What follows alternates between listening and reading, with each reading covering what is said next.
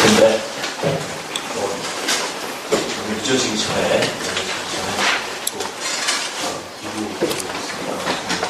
4차 릴레이 세미나를 시작하도록 하겠습니다. 오늘 뭐 날씨도 매우 덥고 항상 경실에 오면서 느끼는 점이 입구 쪽이 너무나 이동 요소가 많아서 이런 시간에 꼭 굳이 위에까지 올라가야 하는 갈등을 항상 겪고는 있는데 그런 요구를 다 뿌리치시고 여기 올라오신 분 감사드립니다. 오늘 이 경실 도시계획센터 릴레이 세미나 오늘이 네 번째 순서이고 원래 두 번째로 계획했다가 사정에 의해서 네 번째로 순서가 좀 바뀌었습니다. 제목이 보면 도시가의 공공성 회복이라고 해서 매우 내용적으로 시기적으로도 많은 분들이 관심을 가지는 그런 주제가 아닌가 싶습니다. 오늘 이 주제 발표를 위해서 국토연구원의 손효 연구원께서 굉장히 좋은 아마 발표 자료를 보셔서 아시겠지만 오신 분들이 결코 후회하지 않은 것도 좋은 사례를 잘 설명해 주실 거라고 생각해서 잘 준비해 주셨습니다. 먼저 오늘 발표하시는 성인호 연구원 부탁드리겠습니다. 오늘 발표와 함께 같이 지정 토론을 하기 위해서 세 분의 선생님들께서 참석해 주셨습니다. 먼저 서울시 주택정책실에서 주택정책개발단장을 맡고 계시는 우리 정종 선생님 반갑습니다. 그리고 고려대학교에서 연구원으로 계시고 경기대학교에서 강연하고 계시는 우리 정윤남진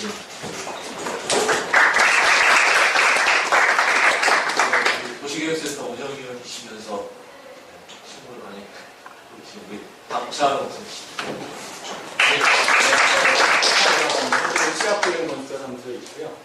관련 분야에 있다고 좀 말씀드려야 되는지 모르겠습니다만, 네, 감사합니다. 관련 분야? 예, 저는 오늘 자체적으로 사회활동 진행을 맡고 있습니다. 저희 도시계획센터 운영위원으로 있고 모건대학교 도시공학과에 있습니다. 최국훈입니다. 자, 그럼 오늘 발표 자료와 함께 우리 성현호 선생님께서 먼저 발표를 해주시겠습니다. 자, 부탁드리겠습니다. 글을 좀 읽어주십시오. 봄날인데 귀한 시간 내주셔서 참석해 주시면 감사드리고요. 제가 오늘 말씀드릴 주제는 도시가로의 공공성 회복입니다.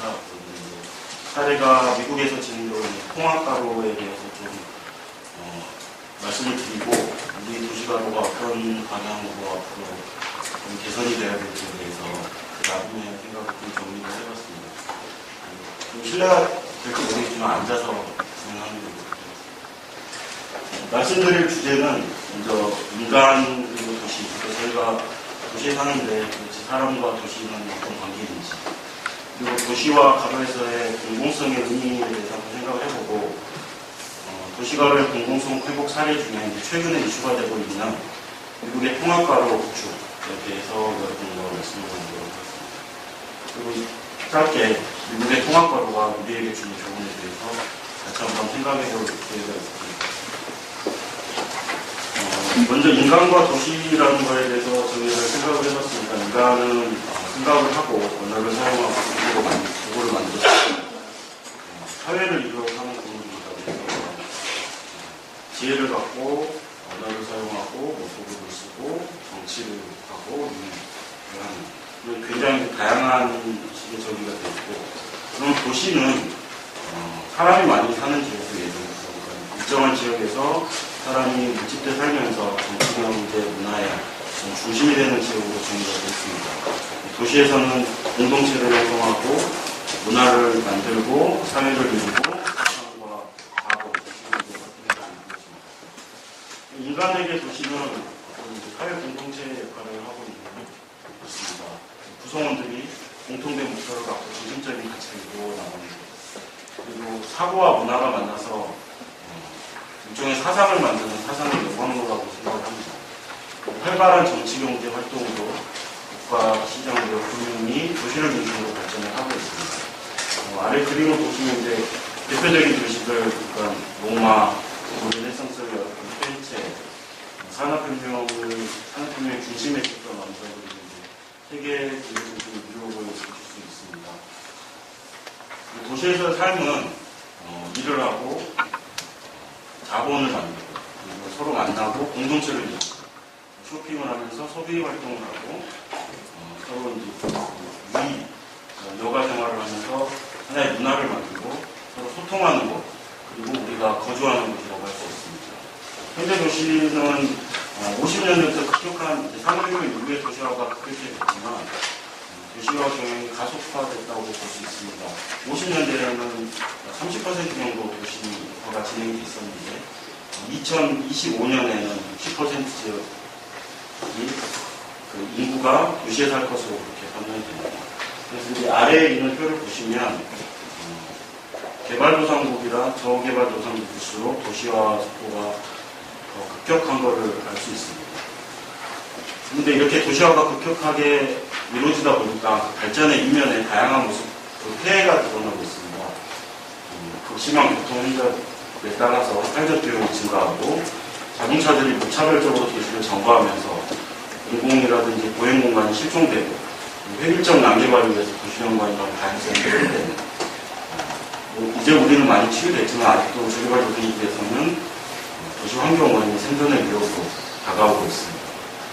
또한 그 도시 소외 현상이 일어나는 슬럼화된 지역에서 도시 소외가 발생되고 있고 그리고 이제 경제 중심적인 도시 개발로 사회적 갈등이라든지 대립이 확산되고 있습니다.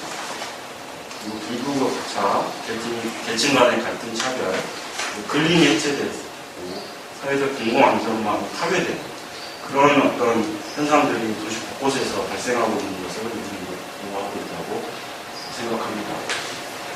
이런 도시화의 폐해를 대부분의 도시학자들이나 도시에 사는 사람들이 모두 인지를 하면서 이런 걸 극복하려는 노력을 많이 하고 있습니다. 그래서 인위적이고 불합리한 정서 환경을 개선해보고자 그리고 전통적인 근린이나 커뮤니티가 소멸되면서 사회 도시 소외를 극복하고자 그리고 공공공간이 축소되거나 단절되는 것 이런 것들을 극복하고자 일반 친화적인 정서 환경을 만든다든지 공공성을 되찾는다든지 근린 커뮤니티를 회복하거나 강화하는 그런 노력들을 계속 강조하고 있습니다. 그러면 이제 오늘의 이제 주제인 도시 가로에서 과연 이제 이런 것들을 극복하는 하나의 키워드로서 공공성의 의미는 무엇인지에 대해서 말씀을 드리도록 하겠습니다. 공공성은 정의가 개인이나 단체가 일반 사회 구성원 전체에 관련된 성질로 정의가 되겠습니다. 공공성의 측면을 크게 이제 세 가지 차원으로 구별을 해보면 공적인 측면과 공익적인 측면 그리고 공정의 측면에서 얘기를 할 수 있을 것 같습니다.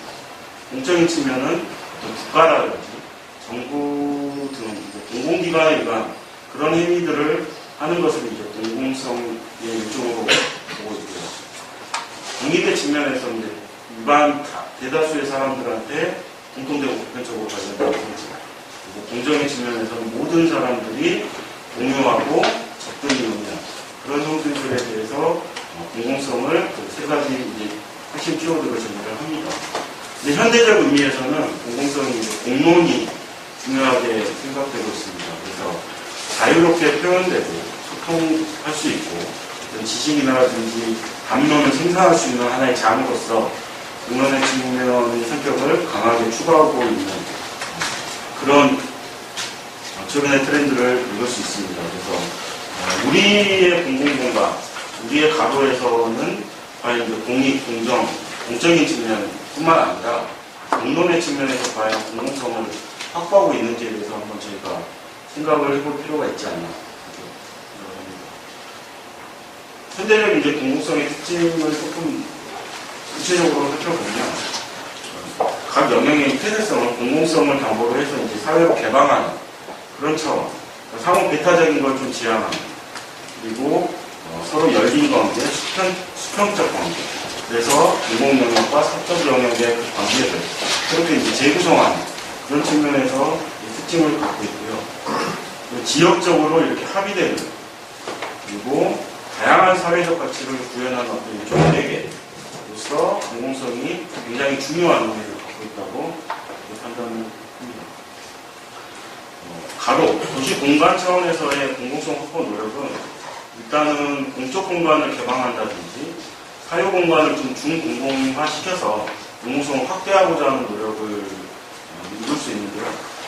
저희가 이제 물론 서울시청 앞에 광장도 있지만 공공청사의 일부를 이렇게 시민한테 개방을 해서 문화 공간으로 활용을 하면서 도시의 공공성을 좀 증진시키고자 하는 노력입니다. 공개공지, 저희가 테라노라든지 많은 이제 도시 주요 가구에서 공개공지를 활용을 해서 특정 단체가 사유 점유하는 것보다는 시민들한테 공간을 열어주는 그런 노력을 하고 있습니다. 그리고 이제 조금 다른 차원이긴 하지만 난개발을 지향을 하기 위해서 전문가라든지 주민이 참여해서 그 지역사회라든지 대다수의 도시민이 원하는 바를 공간에 실현하는 것. 그런 것들을 또 하나의 공공성 확보 노력이라고 볼 수 있고요. 그리고 이제 최근에 이제 서울시에서 계속 진행을 했던, 물론 이제 지자체에서도 다른 지자체에서도 하고 있지만, 공공 디자인을 확충하고 도시 경관을 증진시키는 그런 노력들도 역시 공공성 구현을 위한 노력이라고 볼 수 있습니다. 그런데 아직까지는 약간은 이제 관료적이거나 개별적, 그리고 주민들 참여가 약간은 결여되어 있는 그런 어떤 문제도 지적이 되고 있고요. 그래서 이제 기존의 이제 공공성 증진을 위해서는 좀 약간 파괴 일변도적인 그런 정책들이 시행이 됐다면 과거라든지 현재 미래가 이렇게 연계되고 공존되는 그런 공공성 회복 방안에 대해서 최근에 많은 노력을 하고 있는 것을 알 수 있습니다. 이제 하나의 사례를 제가 서울시만 좀 보여드려서 그렇긴 하지만 도시가로 정비 노력, 이제 서울이 이제 디자인 서울이라는 주제 하에서 굉장히 많은 노력을 기울였습니다. 긍정적인 평가도 굉장히 많았고.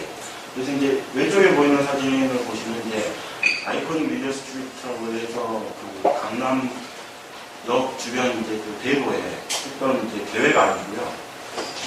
이관이 많이 증진됐고, 실제로 그 미디어폴이 설치되면서 또 상징가로서의 역할을 했습니다. 그런데 과연 이 공간이 공공성 확보에 성공한 가로인지를 저희가 한번 생각해 봐야 되지 않을까 싶습니다. 오른쪽에 보시는 사진들은 그 이후, 가로 정비가 완료된 이후의 모습들인데, 여전히 굉장히 밀집된 어떤 보행자들이 굉장히 밀집돼서 그 통행이라든지 아니면 활동이 불편한 걸 알 수 있고, 그 전용 차선이 들어서면서 오히려 섬처럼 보행자들을 도로 한가운데다 묶어두는 그런 현상들도 있고요. 가로가 이제 미디어폴로 많이 장식되어 있지만 그런 것들이 과연 진정한 이제 소통을 위한 장치들인지 아니면 단순히 이관을 진진시키거나 아니면 보여주기식의 그런 어떤 아이콘들을 심어놓은 건 아닌지 그런 의문이 들게 하는 어떤 이미지라고 볼 수 있습니다. 광화문 광장도 이제 논란이 많이 되었는데요. 처음에 이제 이미지를 보시면은 경복에서 서울시청 쪽으로 굉장히 큰 대로를 조성하고 시민들이 여기서 활동을 할 수 있게끔 그렇게 이제 조성하는 이미지 그 모토를 가지고 조성이 되었는데 실제 이 이미지들을 보시면 이것도 일종의 섬처럼 구성이 되어 있습니다. 그래서 이순신 공장 앞에 있는 사람들이 그 자동차들이 양쪽으로 굉장히 많이 오가는 그 주변에 이렇게 밀집돼가지고 사람들이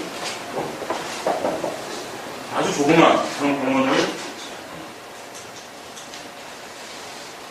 밀집돼 있고 옆에 오히려 이제 평상시에는 사람들이 거의 이용하지 않는 그리고 차들로 이렇게 둘러싸여서 실제 어떤 이벤트가 발생할 때는 사람들이 혼재되거나 광장에 다 수용을 못해서 인근에 있는 이런 세종문화회관 같은 데다가 그런데 이렇게 사람들이 다시 외면당하는 그런 어떤 이미지 광화문 광장이 어떤 식으로 조성되는 게 바람직했을까라고 한번 생각해보게 되고 광화문 광장이 조성되는 그 가장 중요한 원칙이 무엇이었나 그런 것들에 대해서 한번 우리가 이제는 생각해봐야 되지 않을까 이게 이제 현재 우리의 도시 가로고 이게 이제 미국의 도시 가로입니다. 미국의 도시가로 그 자동차 세계에서 가장 이제 자동차 의존적인 도시공간을 갖고 있는 미국의 경우에도 최근에는 굉장히 인간 친화적인 가로를 만들기 위해서 노력을 하고 있습니다. 도선대로를 보시면 이게 뭐 한 12차, 왕복 12차로 정도 되는 도로가 있고 주변에 이게 보행로가 넓긴 하지만 사람들이 이용하기 굉장히 힘들어요. 보행로도 주차장으로 이렇게 많이 할애가 되어서 이 그 강남을 어떻게 보면 규정짓는 대표적인 예로 중에 하나의 도선대로가 과연 도시가로로서의 역할을 하고 있을까? 자동차 전용 도로가 아닐까? 뭐 그런 생각이 듭니다. 그런데 미국 굉장히 많은 노력을 하고 있고요. 포틀랜드나 덴버나 뉴욕 같은 경우만 봐도 기존에는 이렇게 자동차 중심의 공간이었지만 지금은 자동차, 사람, 자전거가 하고 공존하는 그런 도시 공간을 중심가로 만들고 있습니다. 아주 예전부터 이랬던 건 아니고 이런 식으로 바꿔가고 있는데 그 이유는 사람이 도시의 중심이라는 것을 그렇게 인지를 하고 그거를 굉장히 많은 시민단체와 학자들이 설득을 하고 정치권에서도 그걸 받아들여서 가장 중요한 정책화 시키고 있다는 거예요. 우리가 이제 이런 거를 한번 대비돼서 생각을 해봐야 되지 않을까 생각을 합니다. 그러면 도시간의 공공성 행복은 도대체 무엇에서 출발을 해야 할까? 우리 도시가로는 공적인 측면에서 공공성을 갖고 있습니다. 도시가로 최근에 정비 사업은 정부 주도적인 아니면 지자체 주도적인 많은 사업을 하고 있는데 그 과정에서 공익이라든지 공정이라든지 공론의 어떤 도시 공공성의 성격은 많이 뒤로 이렇게 맺혀져 있지 않나 그런 생각을 합니다. 그래서 대대적인 정비를 통해서 미관 개선이라든지 소유주목 확보에는 노력을 하지만 자가용을 타지 않는 사람들의 과연 그 가로 접근이라든지 보행이 편한가?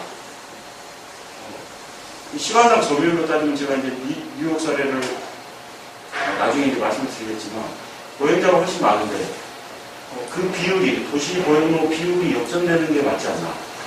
그리고 우리의 도시가로는 다양한 그 지식 담론 문화 생산의 장으로서 기능을 하고 있나? 그 기능을 됐던 가로가 그 기능을 유지시키게 우리가 노력하고 있나 그런 의문을 던져볼 수 있습니다. 그리고 우리 도시가로의 주인은 도대체 누구고 뭐를 우선시해야 되는지 도시가로를 결국 활기 있고 알차게 만드는 주인이 보행자라든지 그 도시가로를 형성하고 있는 다양한 연접시설이 아닐까. 그 통일되고 깨끗한 시설물의 도시가로가 조성되는 게 아름다운지 아니면 굉장히 자유롭고 다양한 일상이 활력 있게 이렇게 생동감 있게 넘치는 게 아름다운 도시가로인지 걷는 보행자가 중요한지 아니면 달리는 차량의 속도를 유지하거나 차량의 안전을 유지하는 게 과연 맞는 건지 그런 것들 한번 우리가 이제 도시가로 공공성 행복을 얘기를 하면서 굉장히 이제는 한번 생각해 봐야 될 그런 주제가 아닌가 이런 측면에서 제가 오늘 여러분께 대안을 제시해드리지는 못합니다. 그러나 미국의 통합가로 추진 계획을 설명을 드리면서 우리 도시가로가 이런 모습으로 그 자동차 의존적인 미국도 이렇게 변해가고 있는데 우리는 오히려 더 쉽게 충분히 어떤 사회적인 컨센서스를 이루어서 할 수 있지 않을까 노력하면 그거에 대해서 말씀을 드리고자 합니다. 미국에서는 최근에 통합가로라는 그런 어떤 개념이 정부뿐만 아니라 지자체에서 굉장히 다양하게 전개가 되고 있습니다. 통합가로가 이제 흔히 말하는 컴플리시티라고 얘기를 하는데 통합가로의 개념은 도시 구성은 누구나 안전하고 편안하며 편리한 통행을 가능하게 하는 가로입니다. 그래서 이건 어떤 누구를 구분하지도 않고 배제하지도 않고 자동차, 보행, 자전거, 대중교통 모두 통행수단이라든지 연령이라든지 능력에 관계없이 모두가 공존하는 가로입니다. 이게 이제 시작되게 된 원인은 그러니까 근거가 되는 것은 미국에서 이제 그 미국 교통부에서 조사를 했는데 미국인이 생각보다 55%가 운전하는 것보다 걷고 싶어 한다는 결과가 나왔습니다. 그리고 실제로 이제 미국도 고령화 사회를 진입하고 있는데 고령자의 3분의 1 정도가 운전하기 이제 어려운 그런 환경, 여러 사회적 여건이 조성이 되고 있습니다. 고령자들 세부적으로 들어가면 고령자의 47%는 가로로 걷는데 굉장히 위협을 느낍니다. 그리고 그 56%가 이런 통합가로에 굉장히 강력한 지지를 보낸 의사를 밝혔습니다. 66%, 미국인 전체 66%는 통행 자유를 보장할 수 있는 자동차 이외의 수단이 이제는 제공되어야 된다. 그렇게 얘기를 하고 있고요. 73%는 자동차 운전 위에는 자기들이 통행할 수 있는 어떤 선택적인 대안이 없다고 그렇게 얘기를 합니다. 57%는 운전 시간을 굉장히 아까워하고 있습니다. 그래서 굉장히 이제 다양한 정책들, 인프라를 개선한 다양한 정책들 중에서 59%는 대중교통이나 거행 환경을 개선해야 되고 기존에 있는 도로망을 개선시키거나 다시 더 건설해야 된다는 사람들은 38%에 지나지 않습니다. 이런 다양한 환경이 결국은 궁극적으로 미국에서 통합가로 정책을 드라이브 할 수 있게 하는 강력한 근거가 됐습니다. 통합가로의 그 잠재력은 굉장히 다양합니다. 그래서 중단거리 자동차 통행을 보행자전거 대중교통으로 전환할 수 있어서 어떤 건강복지 측면에서 굉장한 이제 기대를 낳게 하고 있습니다. 그리고 이건 왜냐하면 미국 자동차 통행의 72%가 장거리가 아니라 단거리입니다. 5km 이내. 그래서 그것들을 대중교통이라든지 보행으로 전환시킬 수 있다는 그런 의식을 하고 있습니다. 그 아래 보시면 이제 녹색교통 분담률과 비만율입니다. 이런 이제 대중교통을 타거나 자전거를 타거나 보행을 하거나 하는 그런 건데 보시면 비만율이 녹색교통을 이용하는 비만율이 높을수록 비만율이 낮아진다는 걸 알 수 있습니다. 비만율이 왜 중요하냐면 저희도 지금 복지 예산이 이제 굉장히 많이 늘어나고 있고 다른 예산을 줄여가면서 복지 예산을 늘리고 있는데 그 복지 예산 중에서도 굉장히 중요한 부분이 의료 지출입니다. 그 의료가 예전에는 이제 질병을 치료하는 거에서 현재는 이제 예방적인 환경을 조성하는 걸로 이제 복지의 어떤 패러다임이 바뀌고 있는데 그런 측면에서도 이런 건강복지 측면에서도 통합가로가 굉장히 잠재력 있는 분야다라고 말씀을 드리고 싶고요. 그 통행료, 보행자전거 통행료과 당뇨병 발병률도 굉장히 다양한 연구에서 이제 역함수 관계가 있다는 것을 밝혀지고 있습니다. 그리고 우리가 이제 현 정부 들어서 굉장히 강력한 정책으로 밀어붙였던 저탄소 녹색 도시, 녹색 성장을 이루기 위해서 결국은 탄소 저감을 해야 되는데 그 탄소 저감 중에 30% 정도가 이제 교통에서 그리고 40% 정도가 이제 도시라든지 건축에서 그렇게 이제 탄소가 배출되는 걸 알 수 있는데 그런 분야에 있어서도 자동차 통행을 억제하고 보행자들이 친환경적인 환경을 조성해서 녹색교통의 부담률을 올리면서 충분한 기여를 할 수 있다고 판단합니다. 그리고 무엇보다 이제 우리가 현재 이제 농촌은 이미 초고령화 사회로 접어든 지 오래돼서 한 32% 정도가 만 65세 이상 인구로 있고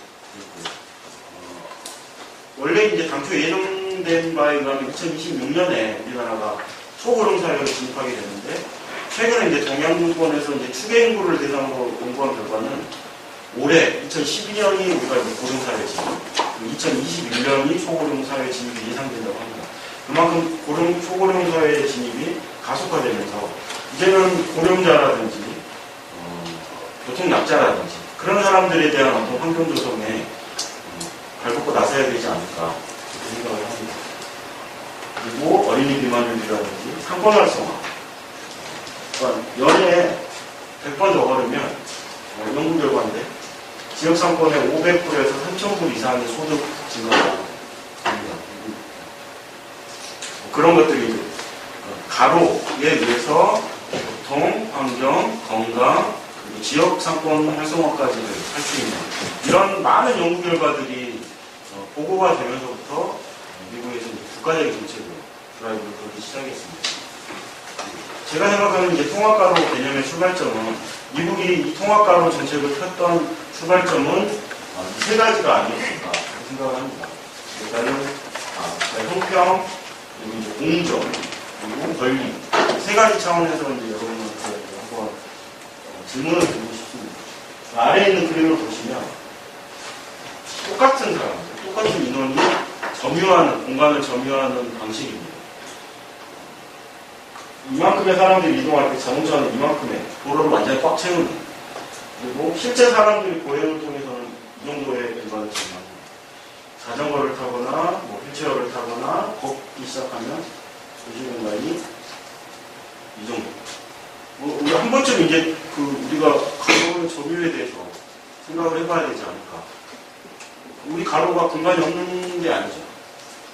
공간이 없는 게 아닌데 굉장히 혼잡하고 왜 그래야만 되는지.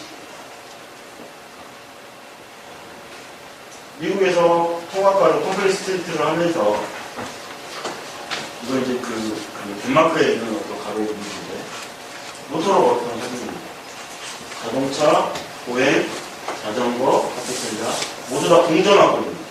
그러면서도 실제 이제 저 유럽 출장 같은 데 가면서 이렇게 가로를 걸어보면 빵빵거리거나 안전의 위협을 느끼거나 전혀 그런 게 없습니다.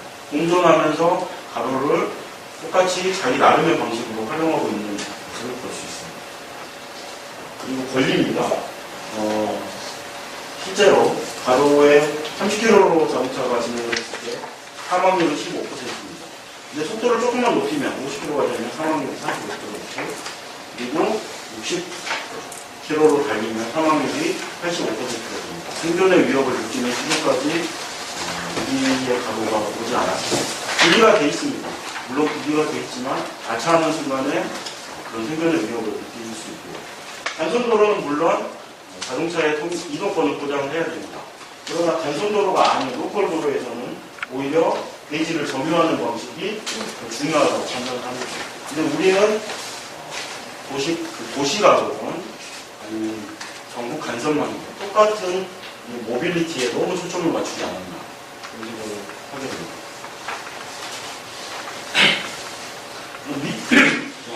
미국에서 그래서 보행자들을 대상으로 조사를 했습니다. 과연 가로를 거니면서 가로를 이용하면서 가장 크게 느끼는 불편은 뭔지. 첫 번째가 너무 보행로 폭이 좁다는 겁니다. 두 번째가 도시 운전자들이 너무 무관심하기 때문에 안전의 위협을 느끼는 거죠. 그리고 보행로가 너무 불편하고 그러니까 실제로 많은 미국 가로들이 아직도 이런 형태로 보행로가 조성이 안 되거나 자동차 그런 도로 공간으로 조성이 되어 있습니다. 이런 근거를 통해서 통합가로가 정책이 이제 2000년부터 시작이 됐는데 그 정책이 비약적으로 성장하고 있습니다. 현재 최근에 이제 추진되고 있는 건데 국가적으로 매년 갱신되고 받아들여지는 새로운 도시 통합가로 정책들은 이렇게 늘어가고 있습니다. 그래서 미국에서 이제 정의하는 통합가로는 어떤 모습인지에 대해서 말씀드리겠습니다. 이게 이제 우리의 가로, 우리 조그만 도시 외곽에 가도 볼 수 있는 이제 가로의 모습이라고 생각을 한다면 거기에 이런 식으로 보행로를 확보를 시키고 자동차 공간을 조성을 하고 녹화를 시킵니다. 그리고 자동차가 파킹할 수 있고 그 주변에 접근할 수 있는 공간을 만들고 녹화를 시켜서 굉장히 쾌적하고 안락한 공간으로 조성을 시키고요. 그 다음에 우리도 국가경쟁위원회에서 이제 라운드어바웃 많이 이제 추진을 하다가 라운드어바웃, 그러니까 도로가 직진돼서 빨리 달리는 게 아니라 라운드어바웃을 주면서 그런 것들을 통행 속도를 저감시키면서 가로가 안전할 수 있게 그렇게 만들고 주변을 주차장이나 거대한 쇼핑마켓 같은 게 아닌 작은 상점들로 채워가는 이런 통합가로 그래서 지역경제 활성화까지 꾀하는 이런 통합가로 모습을 얘기를 하고 있습니다. 뉴욕은 그중에서 이제 세계 대표 도시라고 하는 뉴욕은 아시겠지만 굉장히 혼잡한 도시죠. 뉴욕은 왜 통합가로를 추진해야만 했는지 블룸버그 시장이 굉장히 많은 예산과 정책의 최우선 순위를 드리면서 2007년 이후에 통합가로를 추진하고 있는데 왜 추진하고자 했는지에 대해서 조금 말씀을 드리겠습니다. 뉴욕은 아시다시피 굉장히 극심한 교통 혼잡도 있지만 대중교통이라든지 보행량이 굉장히 많은 도시 중 하나입니다. 그래서 84%, 맨하탄의 11위 지역에 통행하는 사람들의 84%가 보행이라든지 대중교통을 이용하고 있고요. 전체의 38% 정도, 외곽에서 진입하는 사람들 중에 33%도 이런 식으로 대중교통을 이용하고 있습니다. 인구 변화가 좀 정체되어 있는 반면에 통행, 이런 어떤 녹색교통이라고 하는 보행이라든지 자전거 대중교통의 부담이 굉장히 높습니다. 뉴욕 시민한테 정책을 펴기 전에 블룸버그 굉장히 잘한 게, 여러분들이 잘 아시는 굉장히 유명한 도시 디자인 양계를 통해서 뉴욕 도시가로의 문제점이 뭔지를 굉장히 강대한 조사를 시행했습니다. 뉴욕 시민들이 느끼는 가로의 고질적인 문제점은 이렇게 불합리한, 굉장히 많은 보행인구가 있으면서도 여전히 많은 공간을 자동차한테 할애해주고 있고, 교통섬처럼 보여지는 이런 부적절한 보행 편의시설, 그리고 길게 들여진 교차로, 여기서 여기까지 건너려고 하면 쭉 걸어와서 이렇게 건너야 됩니다. 그리고 길고 불편한 가로에다 심각한 보행 정책, 그리고 혼잡한 통행 패턴, 이런 것들이 이제 뉴욕 가로의 본질적인 문제점이라고 뉴욕 시민들이 얘기를 하고 있습니다. 그래서 혼잡한 보행을 보시면 시간당 통행 규모가 보행자가 약 한 3분의 2 정도를 차지하고 있는데, 인간 점유 비율은 완전히 역전이 되어 있죠. 그래서 플로팅 메인 스트리트를 조사를 해보면 실제로 통행의 2배 정도가 보행자, 그리고 이 공간에 보행자의 2분의 1 정도 되는 것들이 이제 자동차 통행인데, 공간은 완전히 역전되어 있습니다. 똑같은 규모의, 그러니까 뉴욕을 보면 한 반 정도 규모인데, 코펜하겐 중심가를 보면 이런 식으로 가로 공간이 조성되어 있다.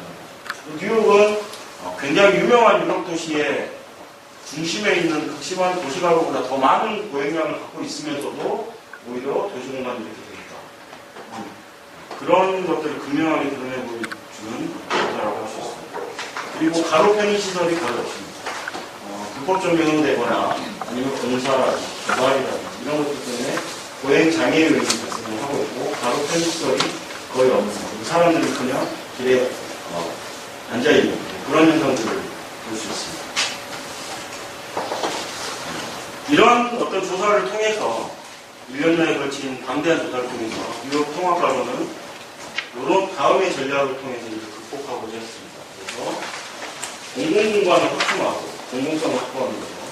그리고 도시 가로를 면하고 있는 공간들을 상호로 연계시키고, 그리고 가로를 좀 더 깨끗하고 쾌적하고 안전하게 만들고, 그리고 사람들이 가로에서 다양한 액티비티를 할 수 있는 그런 공간들을 만들어주고, 함께 가로를 쓰고 공존하지 않고 좀 더 좋은 가로를 계획할 수 있는 다양한 계획 기법을 주민 참여형식으로 만들고, 모두가 고령자라든지 어린아이라든지 교통약자라든지 자전거라든지 모두가 쓸 수 있는 그런 가로를 만들자, 이런 단순한 개념에서 출발을 하고 있습니다.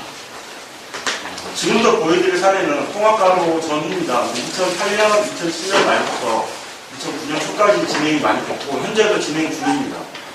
1년여에 걸친 사업에 의해서 뉴욕의 가로가 어떤 식으로 통합가로로 변했는지를 보여드리겠습니다. 위에 있는 사진들이 주로 사업 전 사진입니다. 위에 있는 사진이 사업 후 사진입니다. 보시면 알겠지만 보행은 있었고, 자동차 공간 있었고, 주차 공간 있었지만, 자전거도 확충하고 연계되는 보행로를 확충하고 자동차 도로를 오히려 줄였고, 그 가로의 커넥션을 증가시켰습니다. 굉장히 많은 공간 할애했던 곳을 반 정도를 보행로라든지 광장으로 조성을 했습니다. 그리고 여기서 보면 아시겠지만 반 정도 공간을 보행로라든지 자전거 통행로를 바꿔주고 통행 개선을 시켰습니다. 마찬가지로 그 공간을 통합가로가 자전거, 보행자, 장애인, 서로 연계되는 커넥션, 그리고 도로 통행을 좀 더 유연하게 그런 계획입니다. 여기 보시면 알겠지만 5번과 산스퀘어도 완전히 변한 것 같습니다. 이곳을 완전히 막아버렸죠. 막고 그 보행량이 극심한 혼잡이 되어 있는 곳에 광장을 조성했습니다. 굉장히 반응이 아주 좋다고 평가받고 있고, 주변에 굉장히 많은 민원이 들어왔었지만, 만들어지고 나서 2주, 한 달 뒤에는 그런 민원이 다 없어졌다고 합니다. 실제로 엄청난 매출 증가가 있었고, 사람들이 굉장히 만족했고, 공보 시장의 어떤 정치적 지지도 굉장히 올라갔다고 합니다. 정말로 이해가 보여줄 수 있지만, 한쪽은 아예 막았고, 선생님 그런 가구에 다양한 어떤 편의시설들, 이건 이제 앉을 수 있는 그런 공간을 조성을 했고, 자전거 통행으로 확보를 해줬습니다. 이곳은 통행이 되고 있었지만 유예시키고 아예 완전히 차단시켜서 대형 공공몰로 조성을 시켰습니다. 그리고 아까 보여드렸던 사진이지만 기계 들어지는 곳에 이런 식으로 조성을 하고 이 공간을 공용도로 줘서 사진이 이쪽으로 통행할 수 있게 했습니다. 마찬가지로 전자 통행이 없다고 되어 있던 것을 한쪽 방향으로만 통행을 하고 양쪽에 보행 공간을 조성을 했습니다. 뉴욕 통합과를 목적은 월스트레스.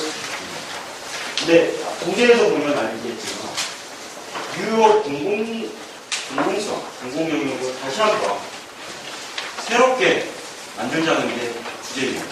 공공성 개선이 최우선이었습니다. 그래서 그런 계획들을 플랜 NIC에서 주관을 하고 뉴욕 교통국의 핵심 정책으로 잡고 전략을 세웠습니다.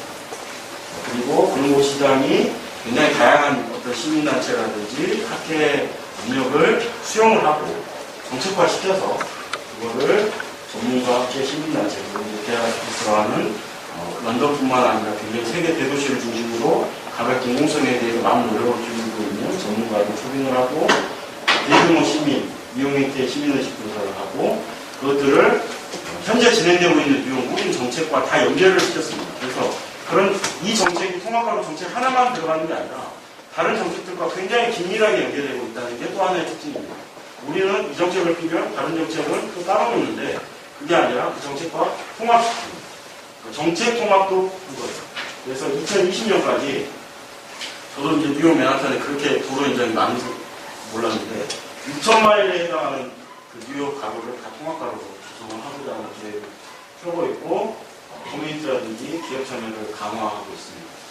서머 스트리트 같은 경우는 이제 8월에 뉴욕 그 몇 번간지는 기억이 안 나는데 뉴욕을 가로지르는 약 16km 정도 되는 가로 하나를 통제를 시키고 거기에 이제 굉장히 다양한 공연 행사라든지 문화 행사를 할 수 있는 거를 8월 한 달 동안 매주 주말에 합니다. 굉장히 반응이 좋고 거기서 일광욕하는 사람들, 자전거 타고 공연하는 사람들, 뉴욕 시민들 오히려 8월을 굉장히 기다린다고 하는 얘기를 많았습니다.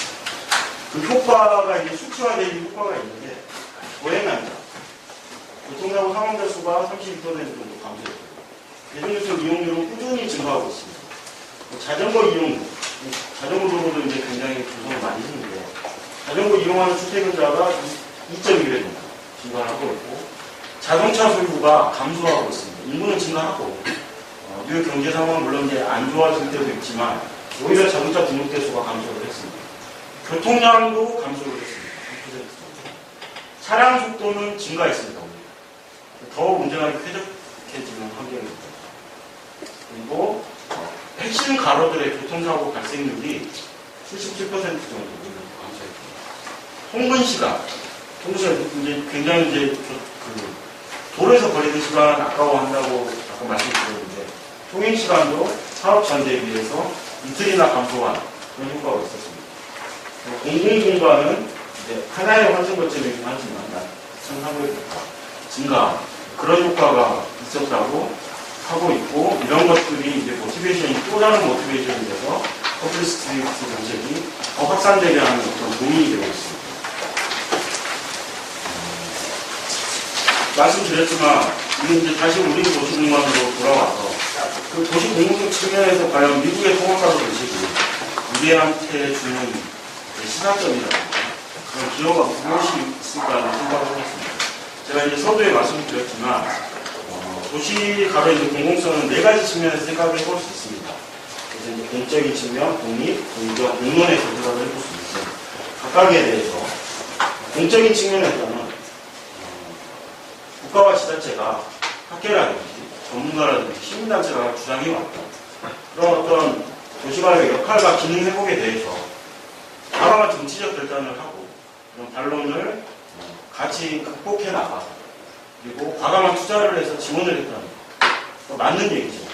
인간이 도시의 중심이 되는 맞는 얘기니까. 그렇지만 우리는 그렇게 쉽게 못하는 것은 다양한 어떤 스테이크홀더들이 있기 때문에 그런 반론도 많고 추진이 힘듭니다.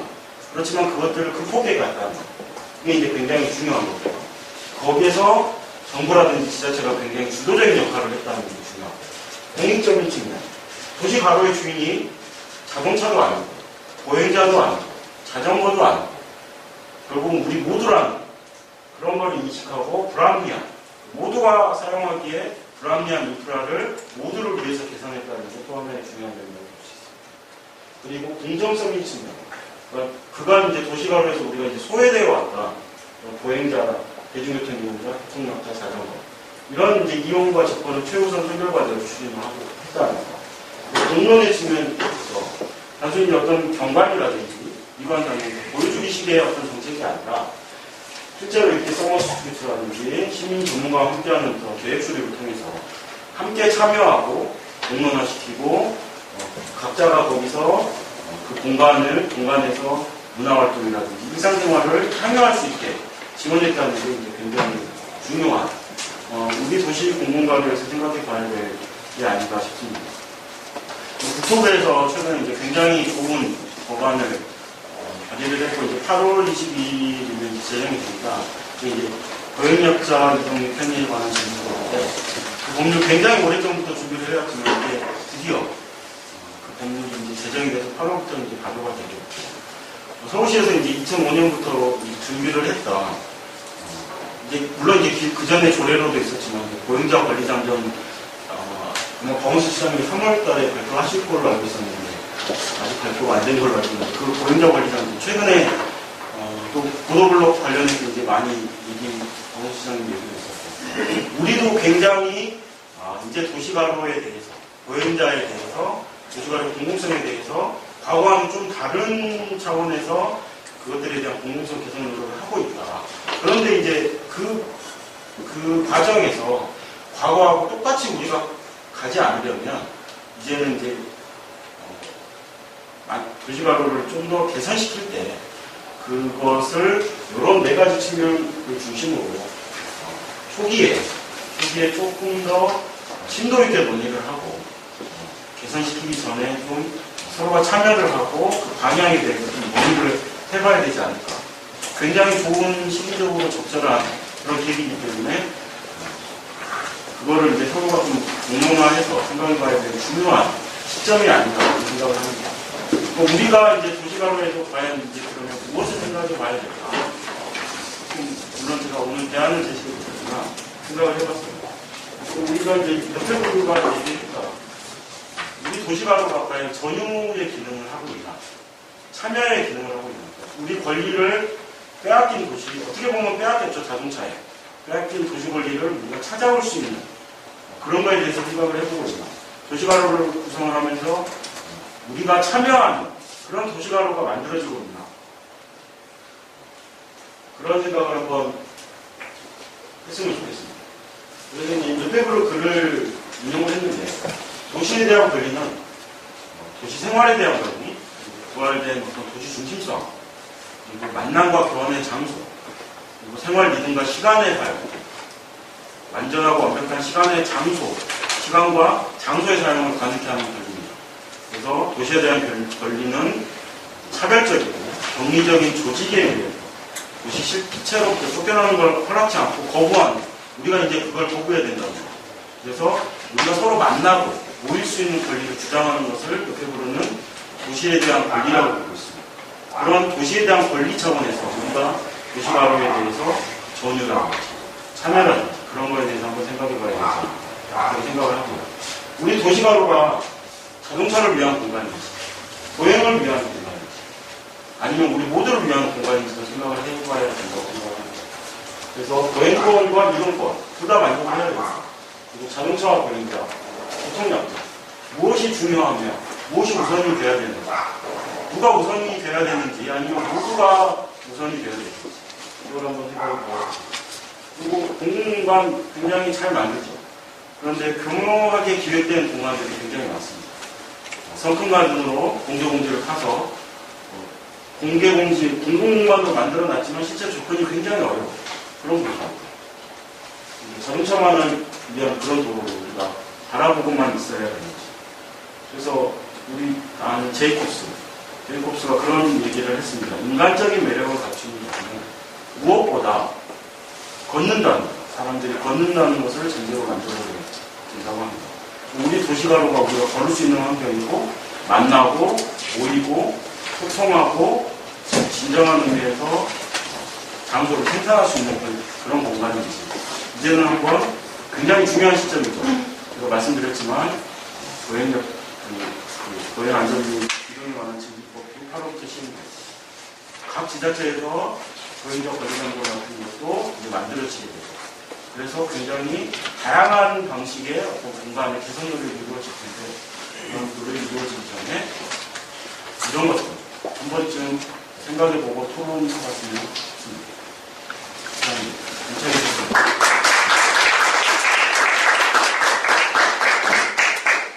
예, 한 35, 40분 가까이 아주 잘 준비된 프로를 보였습니다.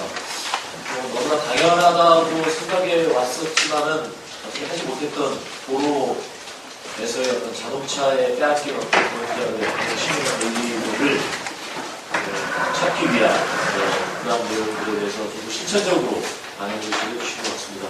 이게 제목으로 보면은 도시가로의 공공성 행복이지만은 그 이전에 우리가 도시라고 하는 공간, 또는 도로라고 하는 공공의 공간을 어떻게 활용하는 것이 바람직한 것인가. 발표자께서는 대안을 제시하지 않았다고 하지만은 어떤 의미에서 보면 방향은 충분히 저희가 찾을 수 있는 그런 설득이 발표였던 것 같습니다. 제가 이제 이거에 대해서 많은 분들이 여러 가지 생각을 갖고 계시고 또 어떤 느낌이 있으시겠지만은 일단 오늘 지정 토론자로 참석하신 세 분의 의견을 먼저 듣고 나서 또 토론에 계신 다른 분들의 의견도 듣도록 하겠습니다. 순서적으로 일단 제 옆에 계시는 우리 정의선생님께서 사례에 대해서 가로등 우리나라에서 국내에서 앞으로 있을 그 가로등에 대한 사업이나 등등의 공공공간 사업에 있어서 많이 참조가 될 것 같습니다. 특히 초반에 그 공공성이라는 개념을 논의하면서 공론이라는 부분을 추가한 것에 저는 큰 의미가 있다고 생각을 합니다. 우리가 공공성이라든지 그 공공공간을 얘기함에 있어서 이 공론이라는 부분이 굉장히 중요하기 때문이죠. 특히 이제 오늘 발표하신 내용에서는 어떤 기능적인 측면, 공공공간의 기능적인 측면에서의 어떤 결과적인 공론의 부분을 강조하셨다면 저는 사실 그 과정의 공론화에 대한 얘기를 좀 더 하고 싶습니다. 왜냐면 최근에 우리나라에서도 그 공공성이라든지 공공공간에 대한 패러다임 그리고 이러한 관련된 고민이라든지 논의들은 이미 어느 정도 확장이 되어 있다고 생각을 합니다. 특히 관련 전문 분야라든지 정부에서도 이런 분위기 그리고 이 문제의식에 대한 것들은 어느 정도 공유가 되었다고 생각이 되는데요. 문제는 이것이 실제 사업과 연계되지 않는 데 있다고 봅니다. 실제 우리나라에서 1999년도에 걷고 싶은 거리 만들기 사업 이후로 그 관련된 가로 사업, 정비 사업, 최근에 그 디자인 서울 거리 조성 사업에 이르기까지 다양한 그 가로 정비 사업들이 이루어지고 있고 그 이외에도 그 시청학 광장이라든지 청계천 그리고 광화문 광장 등등의 그 공공공간 사업들이 많이 이루어지고 있습니다. 그리고 이것들이 만들어지는 데 있어서는 그 좋은 의미에서의 어떤 그 시민들에게 열려있는 공간들에 대한 개념, 논의가 분명히 되어 있고 그리고 그것을 주요 목적으로 하고 있음을 저희가 알 수 있습니다. 하지만 이것이 실제 이제 조성이 되고 난 이후에 많은 비판을 받고 있고 그 여론의 대상이 되고 있다는 점에 있어서 저희는 한번 다시 생각을 해봐야 한다고 생각을 하는데요. 결코 의도와 목적이 좋다고 해서 그 무조건 결과적으로 좋은 사업이 될 수는 없다는 것을 이해하기 때문입니다. 제가 강조드리고 싶다고 했었던 그 과정의 공론화 부분이 빠져있기 때문이라고 생각이 되는데요. 사실상 이 사업들이 진행되는 과정에서 얼마만큼 공공성이 개입되었는가, 목적에는 분명히 포함되어 있습니다만 이 과정에 얼마만큼 공공성이 개입되어 있으니까, 얼마만큼 공론화가 이루어졌는가, 얼마만큼 사회적 합의와 시민들에 의한 그 의견이 개진되고 받아들여졌는가, 이런 부분에 대해 있어서는 비판적으로 검토할 필요가 있다라고 생각을 합니다. 실제적으로 당장 이 가로 만들기 조성 사업뿐만 아니라 정부 주도로 이루어지는 사업들이 대부분 그러하고, 또 특히 이 가로 정비 사업은 관주도, 아까 말씀하셨다시피 관주도로 이루어지는 것이 많습니다. 중앙 또는 이제 각 지자체별로 특화가로 사업도 그러하고요. 그래서 그 한동안 붐처럼 가로 정비 사업들이 많이 이루어지기는 했는데요. 이 과정에서 그 우리나라 가로 정비 사업들은 대부분 도시 미화 혹은 이슈화 정도의 사업에 그치고 있는 것이 아닌가라는 그 비판을 많이 받고 있습니다. 물론 앞서 들으신 바와 같이 실제적으로 가로 환경 개선이 되고 도행 환경이 좋아지는 것도 사실입니다만은 아직 그 도시 가로 미화 수준의 이상을 벗어나지 못하고 있다는 얘기가 되는 것이죠. 그리고 또한 그것이 최근에는 어떠한 그 정치적인 어떤 실현 수단으로서 공간화가 되어서 그 사업이 너무 조울속하게 진행이 된다라든지, 그다음에 지금 어느 지자체를 들어가도 그 공간 환경을 정비하고 새롭게 만들고 가로도 포함해서 이러한 정책들이 없는 지자체는 없는 것으로 알고 있습니다. 그러다 보니까 늘 어느 사업에서나 지적이 되는 부분이지만 너무 조속하게 진행이 되고 그 과정에서 뭔가 들어가야 할 것이 빠져있는 경우가 발생을 하게 되는 것이라고 보는데요. 실질적으로 저도 시민 참여나 주민 참여 그 사업이라든지 이런 거에 일부분 참여를 하다 보면 실제 굉장히 어렵습니다. 시민들의 의견을 받아들인다는 거, 그다음에 시민 단체라든지 이런 활동가 분들의 어떤 의견을 함께 모은다는 거, 그것이 또 전문가와 원래 그 의도했던 정부의 의도와 같이 조합한다는 것 자체가 굉장히 어렵고 많은 진통이 따른다는 것을 알고 있습니다. 그리고 실질적으로도 제가 접해봤던 공무원 분들도 일단 시민들을 만나는 것 자체에 대해서 굉장히 어려워하고 부담스러워하는 것을 제가 많이 목격을 했었고, 저희도 그건 마찬가지입니다. 제가 뭐 전문가로서 참여를 하건 시민으로서 참여를 하건 학생으로서 참여를 하건 많이 목격하게 되고 겪게 되는 상황이었는데요. 아까도 제가 통합가로에서 본 사례에서는 사실 주민 참여는 직접적으로도 이루어지지만 간접적으로도 이루어집니다. 직접적으로는 아까 말씀드린다시피 직접적인 의견을 모으고 직접적으로 그 계획에 참여를 하고 받아들여지는 것이기도 하지만, 간접적으로는 아까 방대한 조사가 이루어졌다고 했었는데 어떠한 관찰과 조사, 그다음에 의견을 수렴하는 과정들, 이런 과정을 통해서 이루어진다라고 볼 수가 있는데, 사실 우리나라 사업들은 어느새 정부에서 표방을 하고 발표를 하고 나면 어느 순간 그것이 다 이루어져 있는 경우들이 상당히 많습니다. 이것이 얼마만큼 공론화지고 있는가에 대해서도 다시 한번 살펴볼 수가 있다고 생각을 하고요. 그 부분에 있어서는 사실 저도 이제 막 시작한 젊은 아직 전문가라는 이름을 붙이기에 아직 미숙한 사람입니다만은 그 전문가들의 영역에 있어서도 다시 한번 어떤 재고찰이 필요하다고 생각이 됩니다. 아직까지도 사업들이 아직 제가 보는 입장에서는 사업들이 이루어지는 과정이 일단 어떠한 비판들이 존재한다 하더라도 두고 봐라. 이게 되고 나면 다들 좋아할 테니까 라는 식, 약간 계몽적이고, 그다음에 일단은 밀어붙인 다음에 봐라. 좋지 않는 거라고 하는 식의 방식들이 아직까지 우리나라에서는 많이 이루어지고 있다는 얘기입니다. 그리고 많은 비판을 받은 경우에는 비판적인 사례로서 그럼 새로운 사업을 다시 시작하는 거, 이어진다는 거, 어떤 반성이라든지 모니터링 체계, 이 피드백 과정에 빠져 있다는 것입니다. 이런 것들이 연속적으로 이루어지지 못하고 이렇게 이루어지는 과정에 있어서는 분명히 다시 조절이 필요할 것 같고요. 사실 작년에 경실련에서도 공개공지에 대해서 아마 조사를 실시하고 그것을 어떤 여론화하는 것으로 알고 있습니다. 그때 같이 좀 도움을 드렸었는데, 이런 식으로 아마 이런 시민단체의 역할들도 굉장히 중요할 거라고 봅니다. 이런 공론화를 하는 과정에 있어서는 각 주체, 전문가는 어느 정도 전문가의 어떤 성역을 깨는 그런 과정이 필요할 것이라고 생각을 하고, 반에서도 좀 저는 어떤 전문가들과 함께 이루어져야 되는 노력이지만 어느 정도 그 시민에 대해서 어떻게 열어야 할 것이고 어떻게 교류해야 할 것인가 아직 미숙하다는 생각이 많이 들었습니다. 그런 의지가 설사 있다 하더라도 굉장히 아직은 더디고 부담스럽고 어려운 과정이라는 것이죠. 그래서 단순히 어떤 공무원들의 문제점은 아니라고 생각을 합니다. 그래서 그런 과정에 대한 논의, 이것을 어떻게 공론화할 수 있을 것인가, 그런 방법이 무엇이고 어떠한 과정이 필요한가에 대한 것들, 그리고 이런 일들이 일련의 과정들이 이루어지는 과정들을 어떻게 관리해 나가고 또 모니터링 할 것이고 다음에 어떻게 반영을 할 것인가 라는 어떤 연속적인 어떤 추진 과정, 이런 것들이 반드시 포함되어 있어야 한다라고 봅니다. 두서없이 말씀드렸는데요. 토론은 여기서 마치겠습니다. 예. 감사합니다.